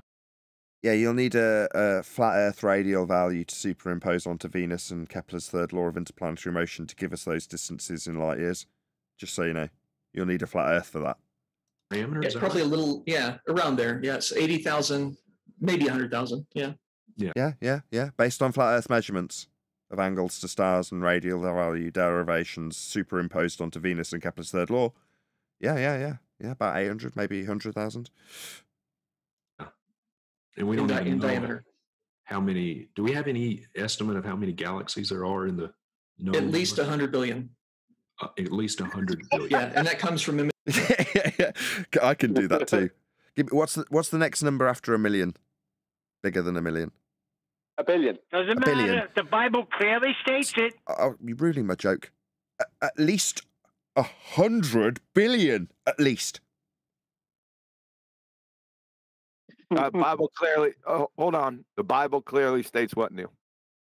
7. It says 7. Does it say 7? Billions of galaxies. Don't you see it in the Bible? It No. says he created the sun, the moon, and also the stars. Okay. You don't see all the galaxies there? No. Well, Stars. what we have here is a failure to communicate. Galaxies mean something very specific. images like the Hubble Deep Field, where they know how they count the number in this section of the sky and then extrapolate. By extrapolate, you mean colour it in? They count and then they extrapolate. So a lot of calculation then. So there's at least 100 billion in the visible universe. Was it 100 million before and now it's 100 billion? What's bigger than a billion? In the visible universe. What's after a trillion is the next. trillion? After a billion, it's a trillion. Then a quadrillion. At least 100 quadrillion. Quadrillion, did you say? Quadrillion. Quadrillion. Quadrillion. 4-3. Quadrillion. Yeah, it's 4 trillion. At least. At least. Right. Next. All right, so Jeff, this is the question that I feel embarrassed to even ask you, but I'm going to because I see comments and people email me. Believe it or not, I know you're aware of it. There is a movement. Thankfully, I think it's kind of reached its zenith and it's on the decline, mercifully. But Zenith, you say? You'll need a flat Earth for that, my friend. I know he's talking in metaphors. There are some folks out there that believe that the Earth is flat. String them up, all of them. If they don't know it's flat. She's a round, she's a firm, she's a fully packed, she's a... That was the last clip. Thank you for providing all of those, Vlad. My pleasure, bro. That's it. You done? 20 clips? Yeah, we did them all. I'm pretty sure. Oh, We wow. might have missed one or two in the middle where I got the wrong starting point. So I might have missed a couple. I just no way I'm going to be able to pick them out at random. Yep. All good, man. Sorry. But if you know we missed a particular clip, then let us Oh, know. that's right. That's okay. That's okay. We'll go back over it. We're going to eventually reach that point. I hope we don't go back over him with his horrible microphone. Yes, we are. Fair enough. Do you want me to start speaking so you can round out, or? No, cheeky sod.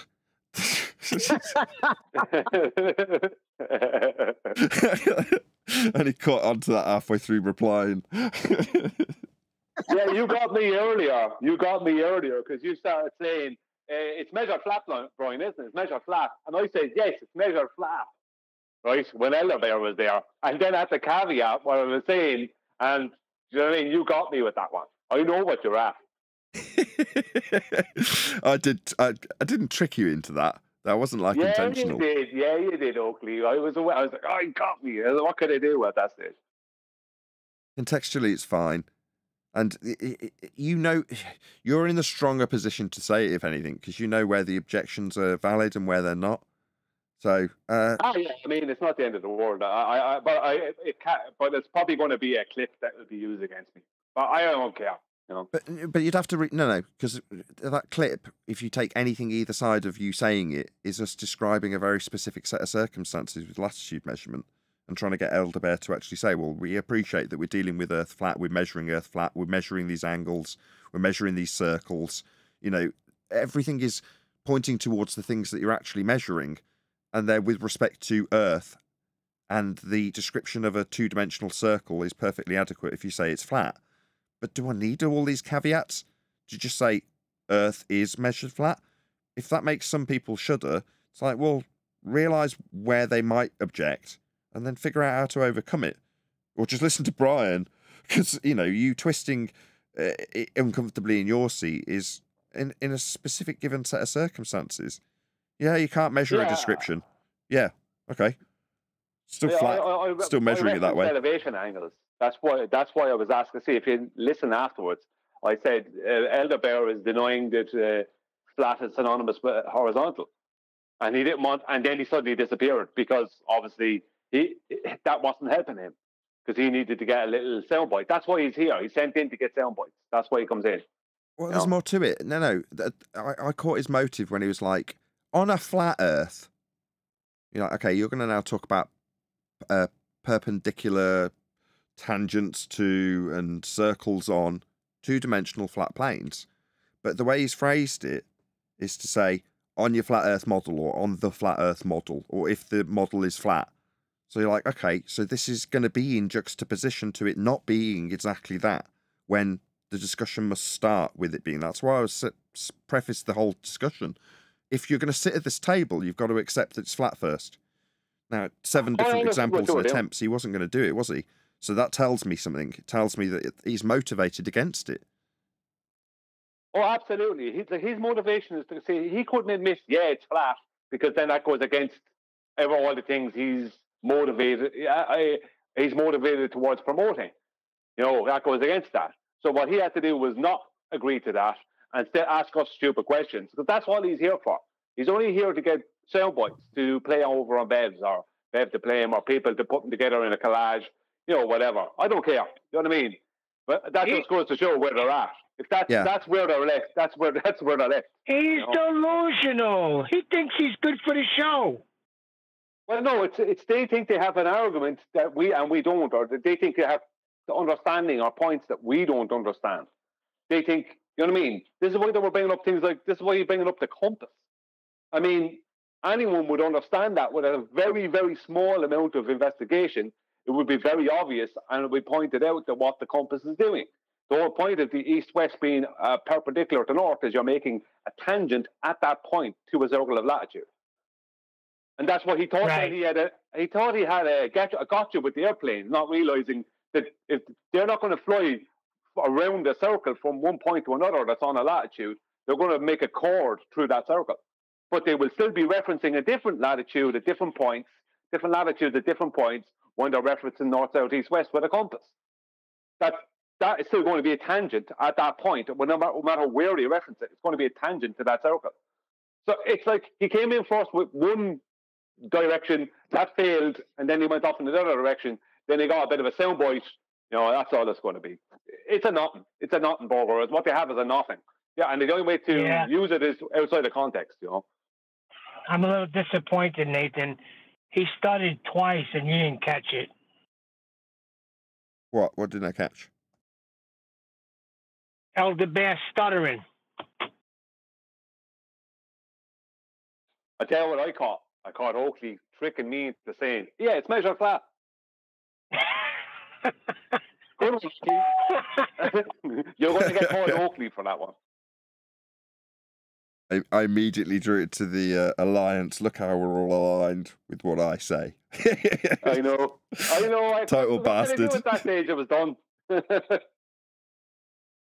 It's not untrue, though, is it? I mean, we may jest about it. We all. No, not in that scenario. Not what we were referencing. No, it's not, because you'd have to deny that. This is why I said it to Elder Bear.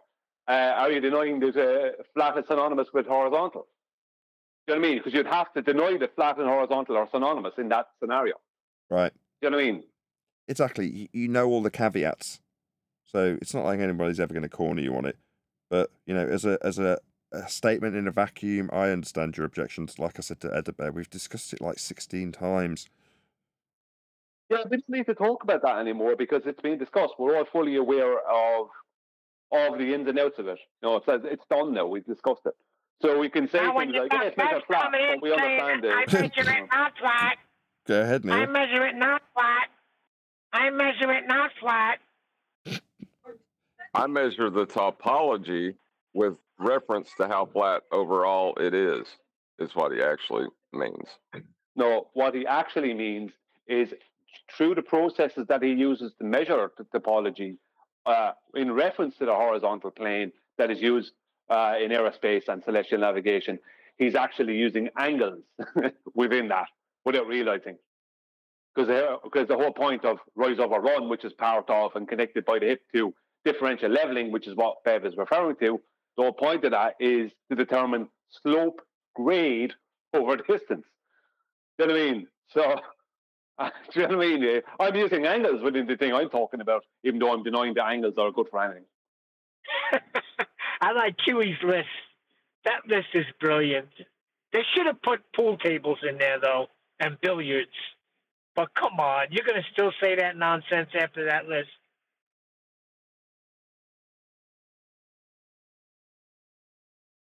Yeah, it doesn't matter with people like Edabear. If we go through the examples and try and corner him into admitting that it's being dealt with flat, measured flat, he's never going to admit it, like Brian said. He's going to always lean on his not flat nonsense because that's his motive. That's why he's here. I don't get why, and I don't care why. Like, the more you brace against it being dealt with flat, measured flat, navigated flat, built on flat, or how not flat it is being with respect to how flat we know it is as an average, it's all just going to get continually pointed out to the audience. Now, he said, oh, well, I'm good for the show. Like, you bracing against us does mean we get to reiterate our points in a quasi-debate, while you don't concede the flatness that we must all understand to be the case when arguing about two-dimensional circles. That is beneficial because people hear the arguments over and over again, and in argumentation as opposed to just detailed as an argument. So that's good, because that's the show. But what's not good is, for him, his inability to concede points that are given, like the two-dimensional circle with tangents in the discussion that Brian was trying to get him to concede. Like right at the 7th example of, so you understand this must be flat for us to even have this discussion. Silence. Nothing. Like, you're motivated against it being flat for some reason. I don't know why. I don't care. Well, all these things that I must reference to a flat plane means it can't be a flat plane, is what their argument boils down to. Yeah. Why are they coming at such a convoluted angle? I don't get it. Stupid. What is it, allegiance to Bev? I'm now questioning it where I said I don't care. Just to keep the conversation going. I genuinely don't care why he's motivated to do that. It's what it is, from what I can garner, is it's purely character assassination that they're looking to do. They're not making an argument against anyone anymore, or anything not specific, but anything worth talking about. They're literally just trying to find some way to character assassinate people on FED. You being number one target, but anyone else they can, they will. I don't know. I would say you. That's how I do it. I would say you. You're currently number one target, Brian. You maybe don't appreciate this. They're going after you. When you highlight what I've seen your comment section, you are currently their number one target, actually, Brian, not me. Me, by virtue of me being the host, but that's a default position that kind of remains static. You are currently being targeted a lot more than I am because you're proactively putting out these arguments. By the borders, yeah, but I'm talking about by Bev and them. Why Bev and them, what they're at is also character assassination at this stage. Whether they realise it or not, I don't know. But what they're trying to do is character assassination of FED. Because that's all this is. Like, anything they take away from today, any sound bites, will be purely an attempt at character assassination. Do you know what I mean? That's what they're at. Why? At one time, they used to argue against something worthwhile arguing against, but now everything is based around character assassination. So you have to ask yourself, why are they in this mindset? Is it that that's their agenda and they're all fully aware of it and they're doing it, or are they aware that they're doing this? Because that's all that's going on.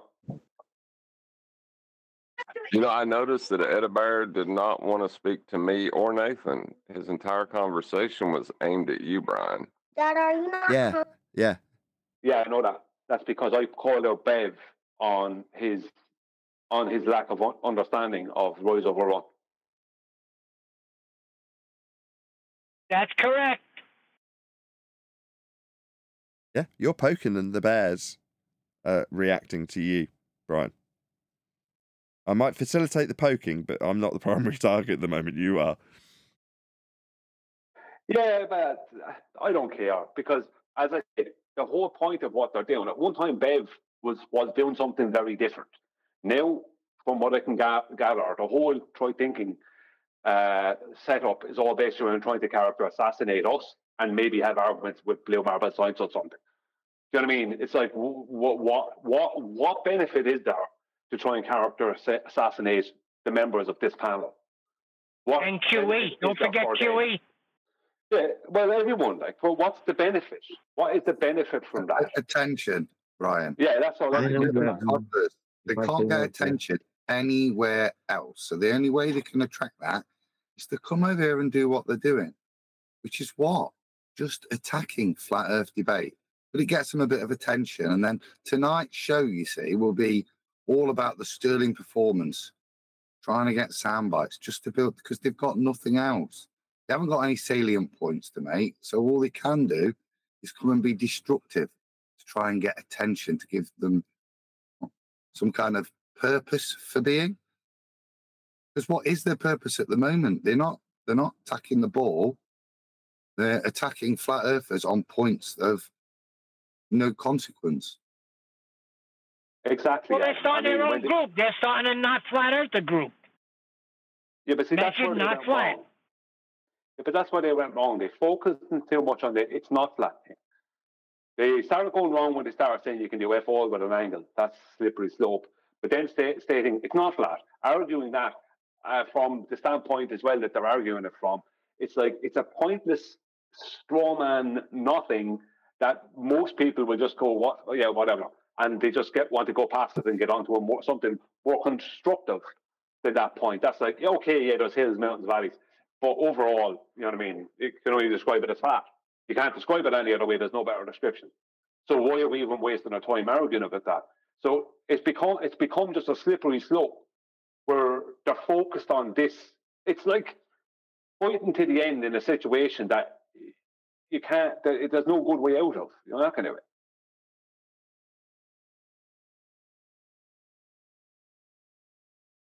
As today shows, you can't argue with an idiot. The best you can get out of it is, as Nathan said, reiterate the points for the audience. But you're never going to, well, you make the point every time to him, but you're never going to get him to recognize it and move forwards. Because the second he does, his whole little bit of shtick has gone, hasn't it? Once you point out the ridiculum of it, that his hills that aren't flat, not that anybody ever claimed a hill was flat, by its definition, it's a hill. But by the fact that the topography is defined as not flat, but defined as not flat with reference to the baseline that it all sits upon, shows the level of ignorance. And I say it's just attention seeking because they haven't fundamentally even got an argument. They're just prepared to come and waffle like they do, contradict themselves for what? For a bit of attention, to make themselves feel special, because they have no real points. Yeah, and they brought it on themselves, Adam, because Nathan used to promote their show, telling people to go over there when Bev was doing good things, if he ever was. But then they decided to become our enemies for some reason. Now, screw you. Well, the thing about it is this attention they're getting, it's going nowhere. It's such a pointless waste. It's like there's not.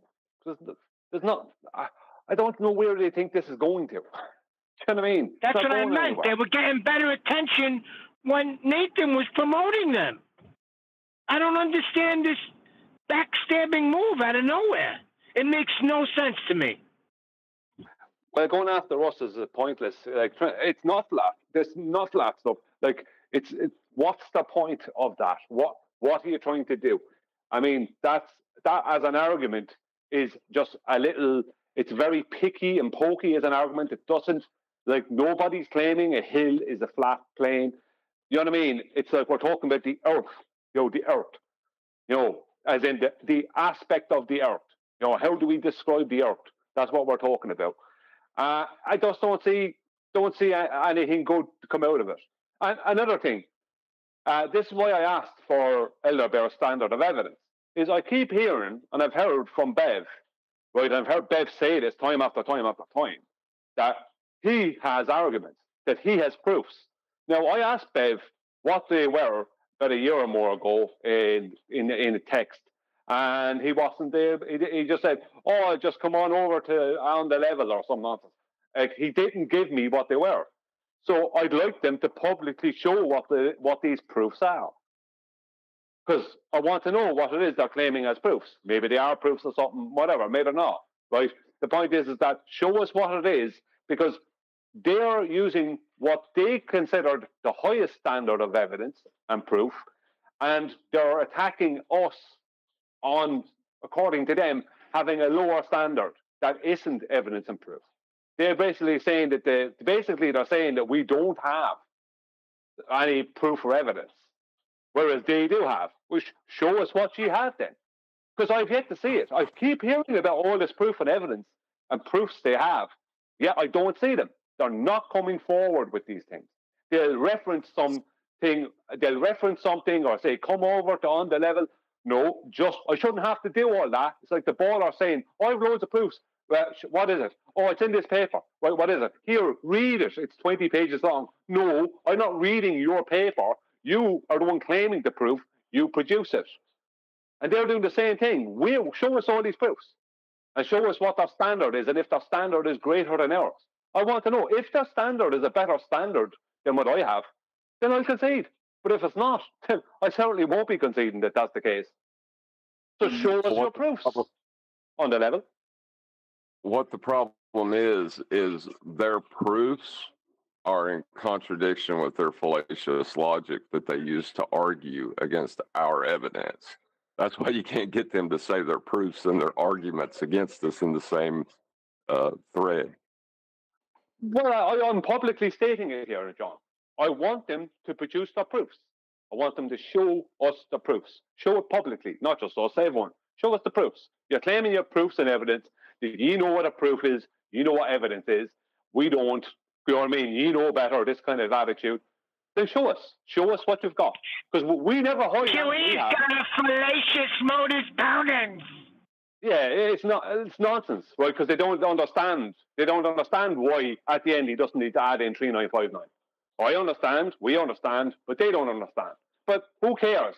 Let's stop talking about us, right? Let's find out. You say you have proofs On the Level, produce them. Produce the proofs. Show them to us. You changed the pay. It's a fallacious notice. Oh my God. I want to smack him.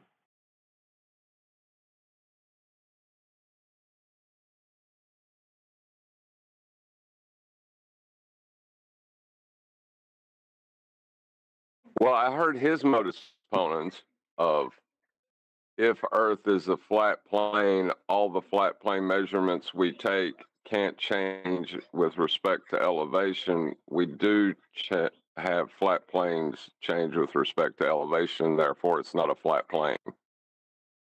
Yeah, he's an idiot.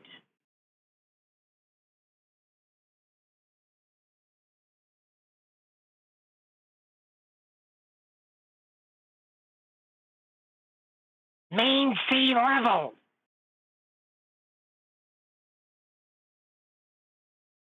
It's just a point. It's just a point.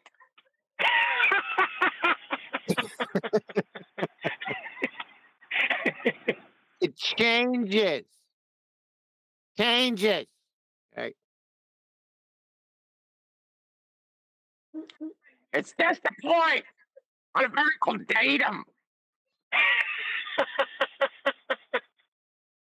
QE's fallacious modus ponens.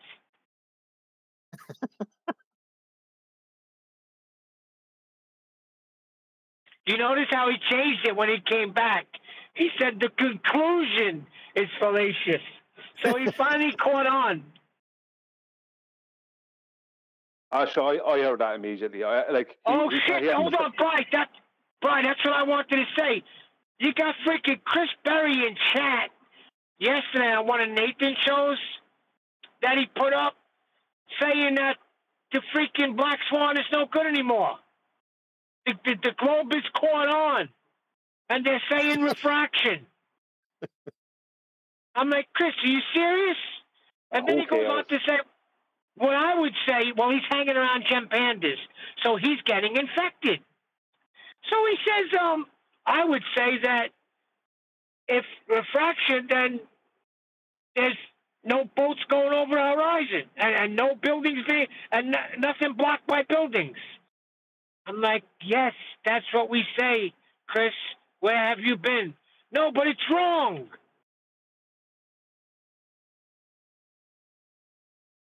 Oh, no measurement to a physical geometric sphere edge. Well, that's a problem if you want to claim that exists.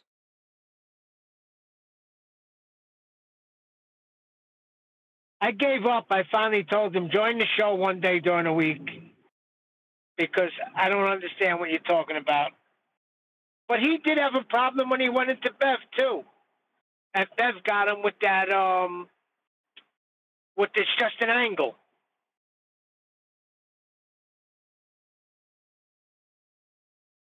If you ignore the word elevation, it's just an angle. So what he's saying is, if the Earth is a sphere with a radius of 3959, right? He's saying, well, we proved that it's not geometric. Yeah, hello, that's the end of the globe. How do you not get that?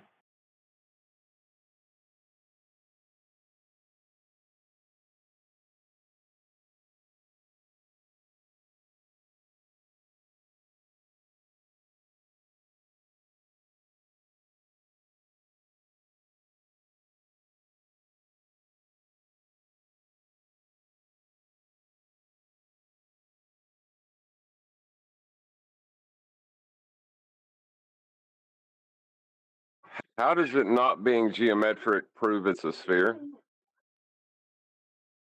I don't know. I thought once we proved that it's not geometric, it's ball game over. Because that's what it is. If you're a baller, right?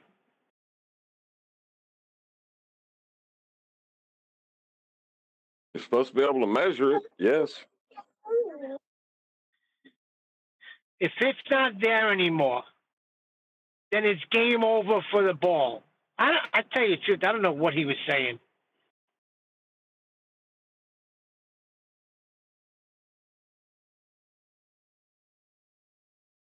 But he wasn't the only one. That girl the other day said there's holes in the Black Swan. But nobody's producing what I consider a hole.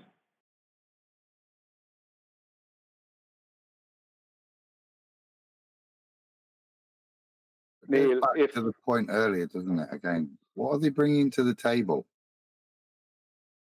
Weak critique of something that destroys the ball. That's their contribution.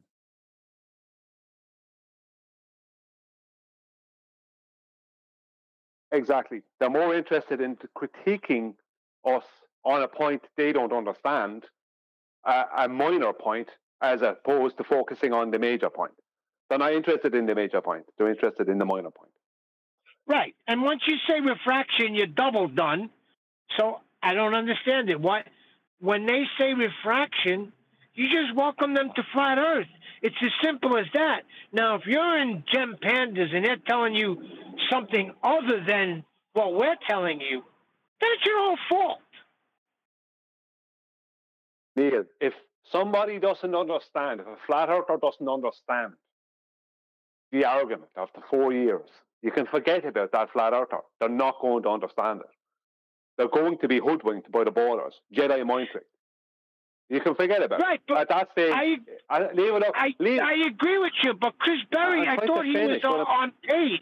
Oh, I'm sorry. Yeah, I'm trying to finish what I'm saying. That is the person who sits at home and waits for the 9 o'clock news to tell him it's flat. Around the back You know of what I my mean? head.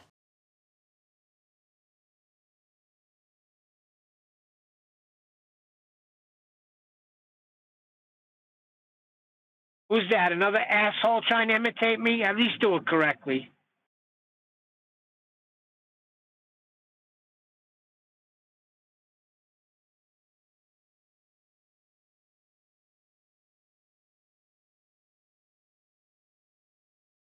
A lot of dead air. Well, someone was. Well, somebody just came in mocking me. I want to know who the hell it was. No, that was me playing a video. It was the end of the video that we just had on. Oh. Just moving tabs around, that's all. All right, good. Sounded like someone taking the mick out of Neil.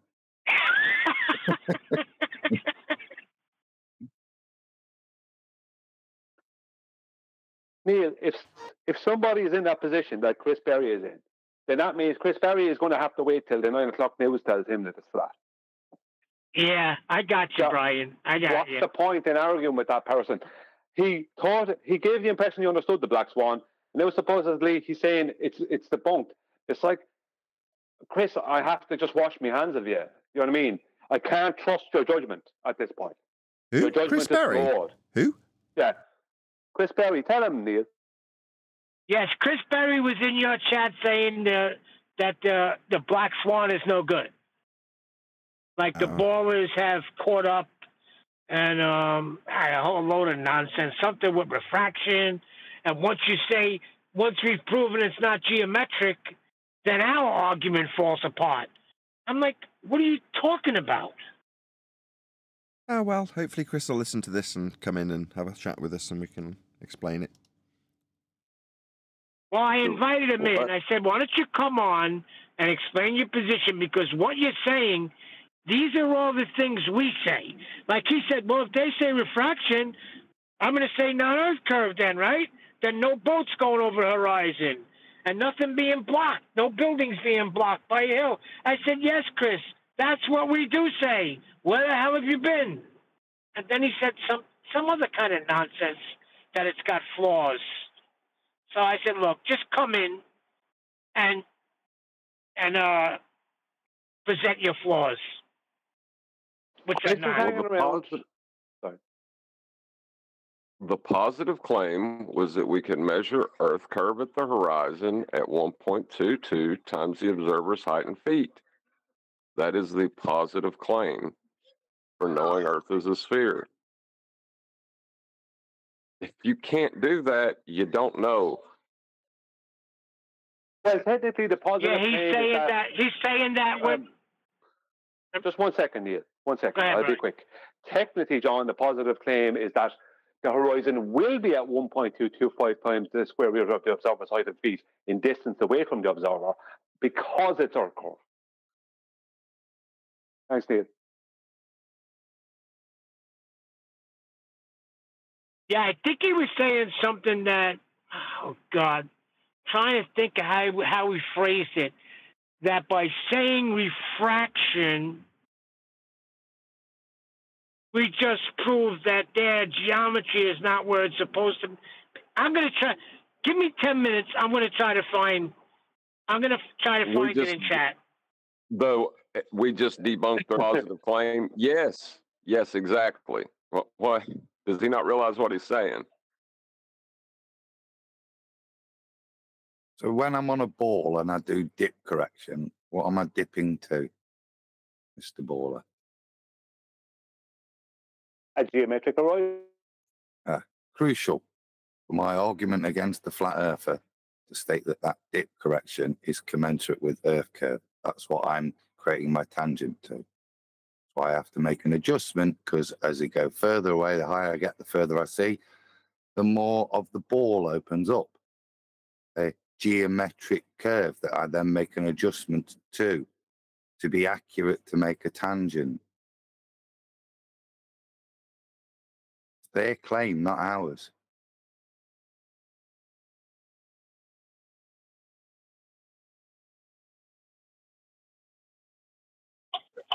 He said it was hard with his schedule to join the show.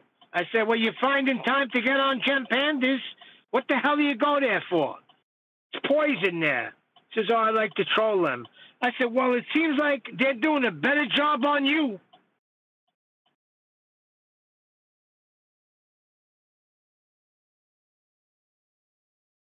Right. So the positive claim is debunked. How is that beneficial for the Globers? How I don't understand. You know what it is with this stupid phone? I don't know how to take screenshots like I did with my iPhone. So I couldn't just screenshot the freaking chat so I could properly represent what he said. And now I can't, when I go to Nathan's shows, I can't get the chat no more. I only get it during the show. That's it. If I try to pull up any show of Nathan's right now, I will not get the chat.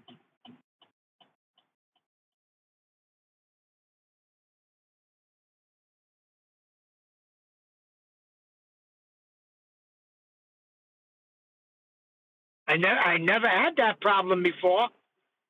Any show I watch at Nathan, it would show me the old chat going by. Now, nothing. I get the comment section, and that's it. To have an option, there's two little dots on the top of the comment section, and you can flick over, and you'll get the chat. Option of comments or chat with the new videos on YouTube past while. What is it now? I go to the... When you go into the, where the comments are, just go to just when you see the comments, just put your finger on it and flick it over. And you have, there should be two little dots on the top. And those dots represent either you're in the comments section or you're in the live chat. Or you're seeing what was written in the live chat, I should say. All right, I'm going to try it.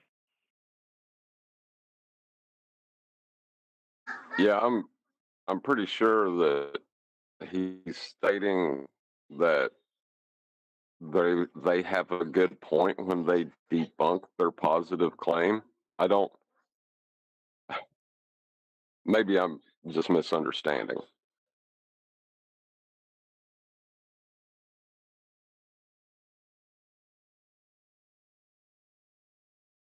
That's me being a smart ass, by the way. They're accepting that the horizon is not our curve, and they're expecting us to accept the same thing, but still allow them to have an argument.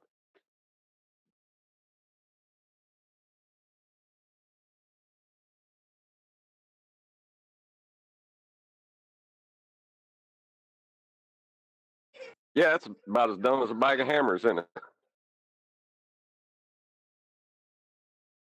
Well, what's more dumb is flat earthers believing them.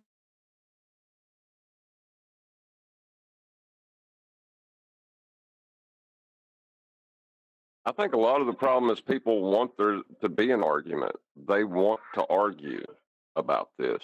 I think that might be the problem.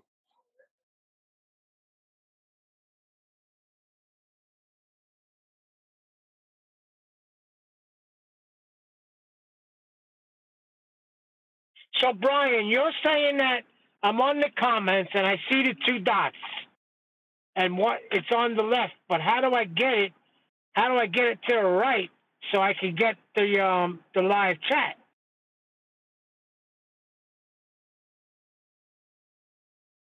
You flick it over, Neil. I'm trying. Put the finger down by the comment. Yeah, try holding that where it says comments and just flick it over. Don't open the comments, just hold it and flick it over. It's kind of awkward, to be honest with you. It's not perfect. Yeah, it's not letting me. It's just every time I go to slide it over, it's just freaking going, show me the comments. It's actually stuck there. What the freak, man?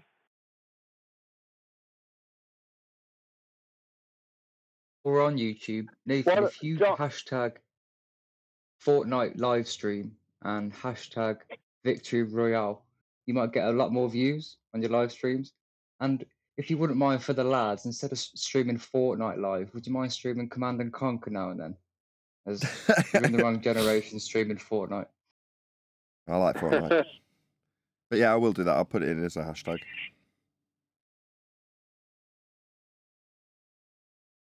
Good job I occasionally win.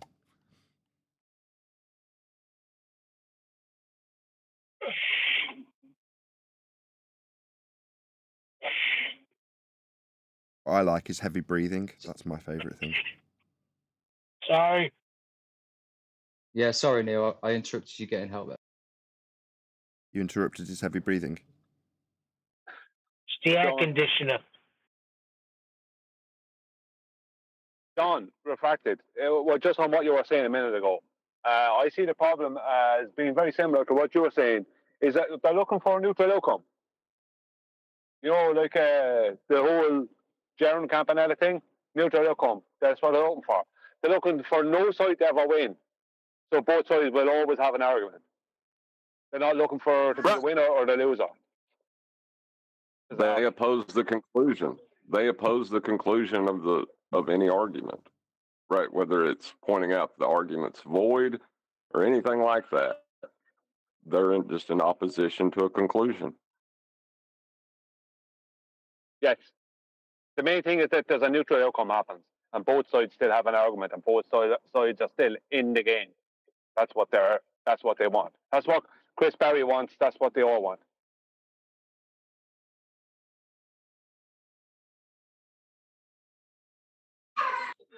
I mean, it's more entertaining, I guess, to argue about it, but you're never getting anywhere. You know what I mean?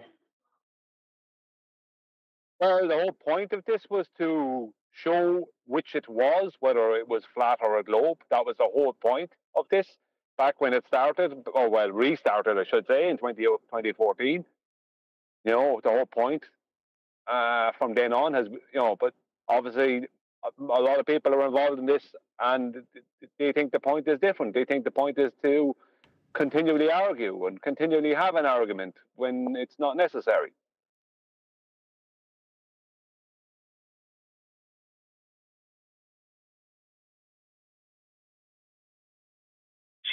Here, listen to this comment.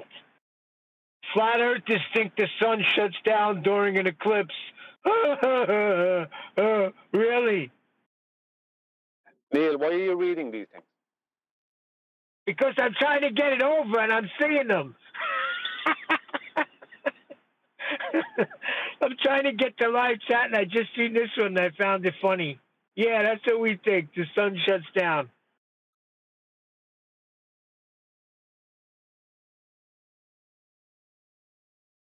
John. When is this eclipse going to happen anyway? Is it supposed to be happening? Today. Today? Yeah, today. John. Refracted. If I accused you of painting my house, right, and you could prove to me that you didn't, would you continue not proving it to me just so you could continue arguing about whether you did or didn't?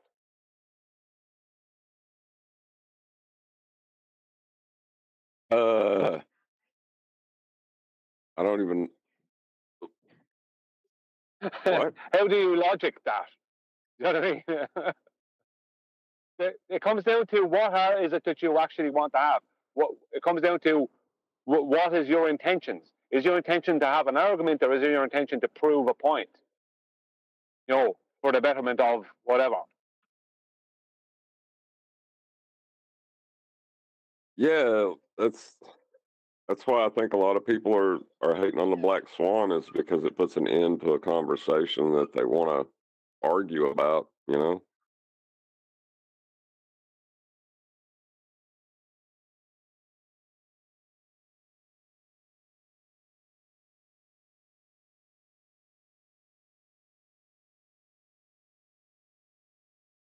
want to have a philosophical debate.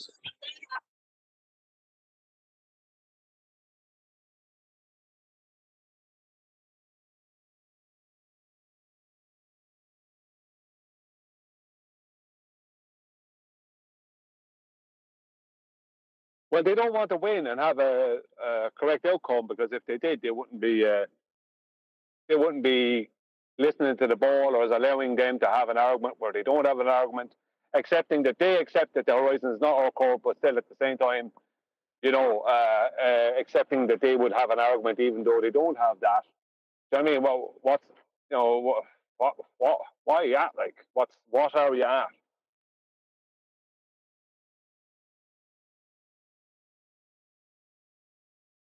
Yeah, that's what I'm saying. The only thing I can think is they just like they want to argue.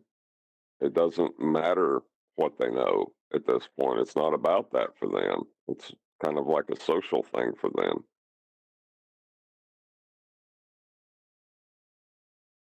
When you identify they and them, tell us who Flat they and earthers. them are, okay? Because it drives me absolutely apeshit.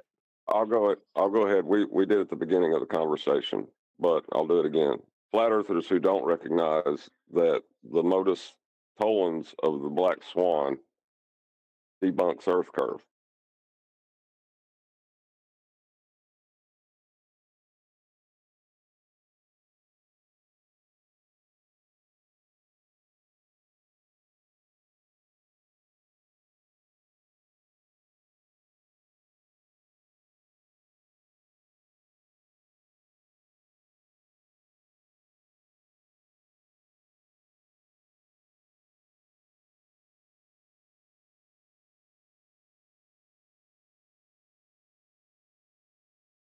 You know, we're going to have to backtrack on QE Live because Brian had to leave Yeah, the I'm show sorry the about other day. We had to leave the show the other day, so we couldn't cover a couple things. Now we're going to have to backtrack. It's not that big a deal to go back on the airplanes and that.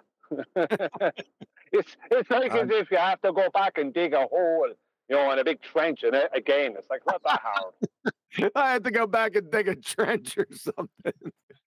We didn't do it, Brian. I said there's no point even doing this because Brian will kick off. It's his forte, so we may as well save it till he's here. I heard that. I'm very happy you did. That's why I'm going to be there for tomorrow night on QE Live. I had to leave. I had to go to that party I was told you about, and you know, that's just the way it was. I thought I might get back. I thought maybe go for an hour or two and come back, but it just didn't work out.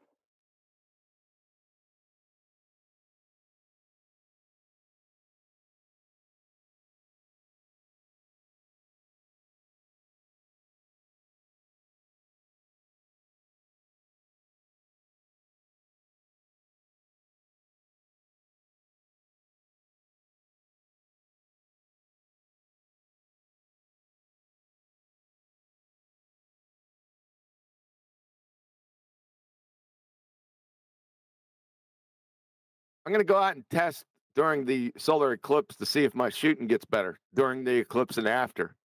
I'm going to write down data points and shit. Oh, science. Like it. Will this be before or after the rapture? Rapture? When's the rapture? Well, listen, the letters that people freaking out about the rapture is absurd, but it was enough for them to cancel school.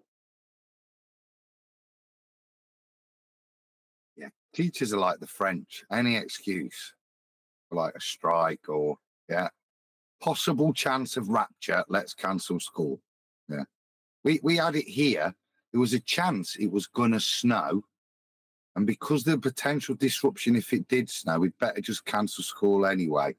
This is this year. It didn't snow. It's teachers, mate. Half-arsed excuse to take the day off and they'll have it. That's the best, though. Potential chance of rapture. Let's cancel school. You think I'm joking? I'm dealing with 6 kids right now because of this crap. Hold on a second. Is that what they said for real? Because my brother was telling me something about this. He was saying the last time it was over, the totality was over a place called Nineveh. Something else, and now it's falling on a totality. Is a town called freaking Rapture, and that's where they're getting this from? This Are you serious? Called Nineveh that it passes over.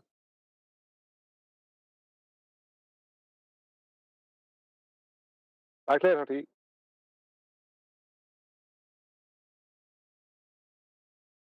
Brian just gone to another party. He can't go. We need him here to start talking so Nathan can close out. It's gone. Speaking of party, who's Yeah. that girl, that party girl that's in when we go to the politics server? You want me to introduce you, Neil? No. I'm trying to find out if she was the one that was pointing holes in the Black Swan, or if it's that's a different person.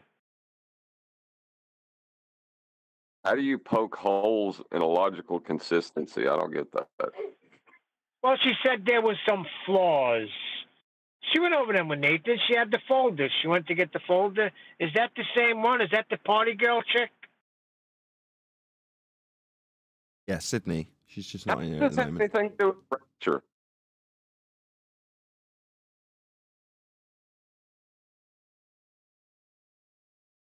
Say again, Nathan. Sydney. She was just not in here now. She was in here earlier.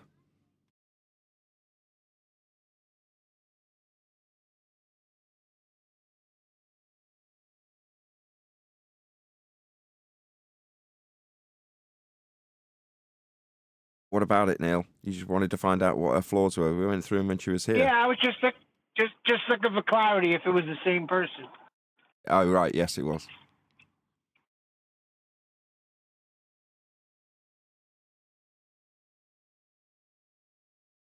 I mean, you have a girl that comes in and sounds exactly like Stacy, but it's not Stacy, but her name is Stacy. Go figure that one. Sydney, not Stacy. Not that girl, another one that comes in. She sounds exactly like Stacy that said, "It's not your year, Nathan."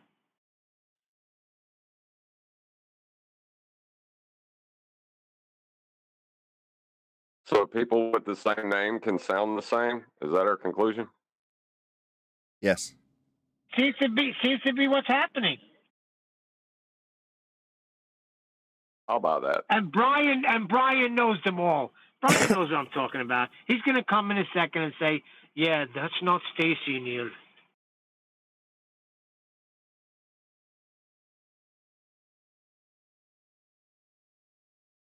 Can we get back to the fact that I have to watch 6 kids because teachers are insane? Why didn't they just come right out and say, "We don't want to teach.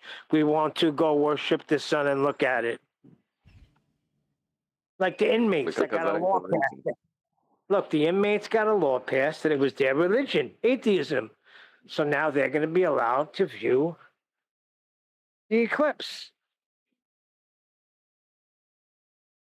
Teachers just don't want to deal with my kids, Neil, so they're making me do it. How fair is that?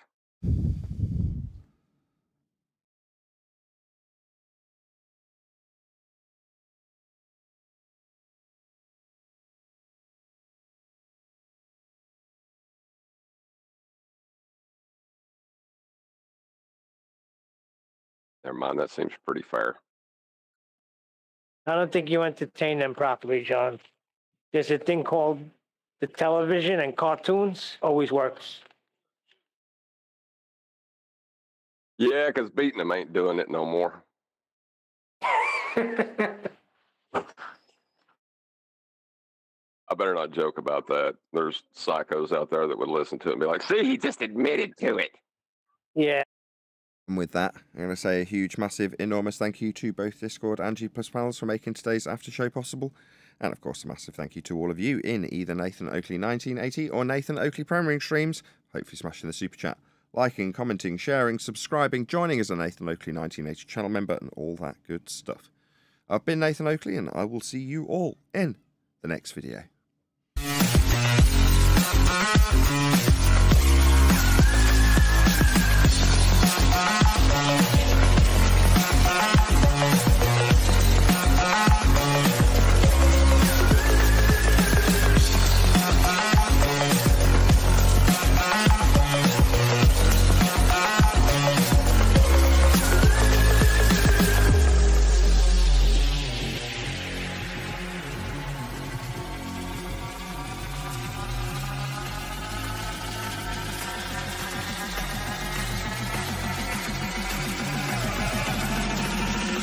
Oh, what a bang. What a lovely day!